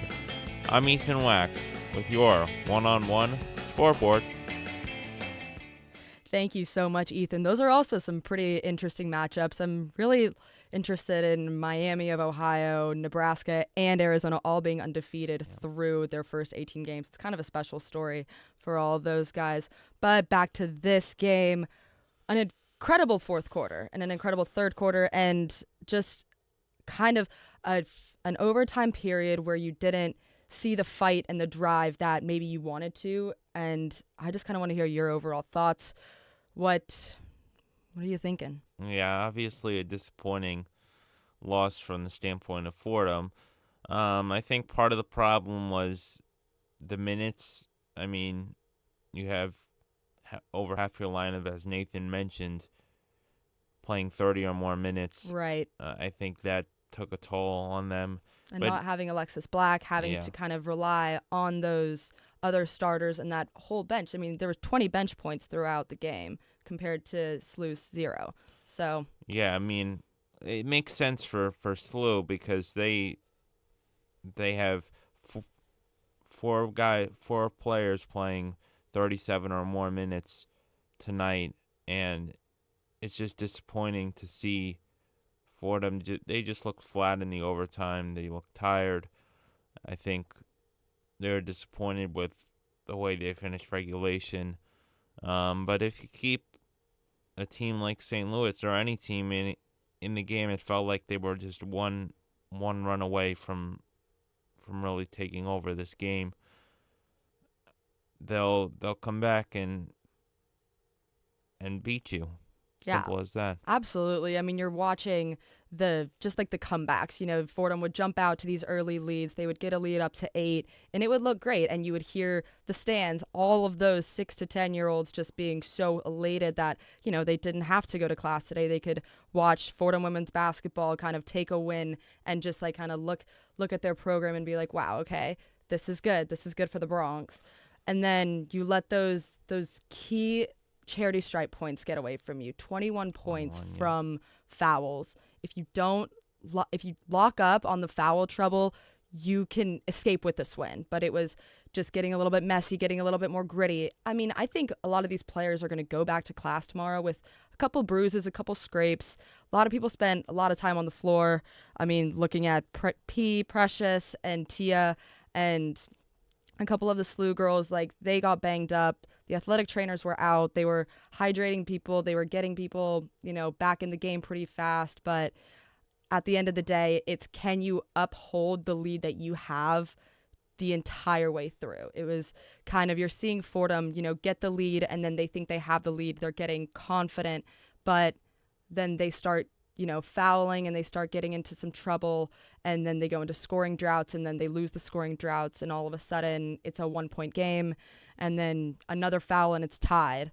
And there were quite a few lead changes in this game too, but overall, walk me through more of your thoughts on these two teams defensively and offensively. Well, first, before that, I want to not to complain, but it felt like, and I understand a lot of the foul shots came towards the end. Towards the end, yeah. When they were intentionally fouling. Really down the stretch. But St. Louis attempted 28 free throws to Fordham's just 12. Right. Which I think that in itself changes the complexity of the game completely, because you're allowing a lot of free throw attempts to, I mean, Fordham was 8 of 12, which isn't great, but you're also just playing a very different basketball game. You're playing either a really clean, hands-off basketball and giving up, 57 points throughout 5 quarters, or you're playing hands-on, gritty basketball. You're willing to take the shots. You're willing to foul out. 2 Fordham players fouled out. You're willing to do that. You're willing to put everything on the ground, willing to take a couple scrapes and bruises, and yet you still manage just a 10-point game. Yeah, I thought overall the Fordham defense was pretty decent. As they mentioned, they're the second highest scoring team in the conference, and you hold them to 67 points in 5 periods. I think holding them at 35.6% from the field is pretty good. Just 4 of 18 was St. Louis from 3 today. I mean, Fordham wasn't much better. They were 5 for 23. It's just, if you had a couple more threes get knocked down, it could be a completely different game, and you could have ended this thing in regulation. Send us all home happy. Well, I'm sure that the St. Louis Billikens are going home really happy, but I mean, also just thinking about those 3-pointers and think about the time with the lead. Fordham led the lead time with 30 minutes, and St. Louis came out with 6 minutes and 33 seconds. And I'll let you know where most of that time came from. And with that, we will have to say good afternoon. It's lunchtime. I'm sure people are hungry. It's cold out. But looking ahead, the Rams will be in the nation's capital taking on the George Washington Revolutionaries on January 25th at 2 p.m. And it will be broadcasted from these various studios.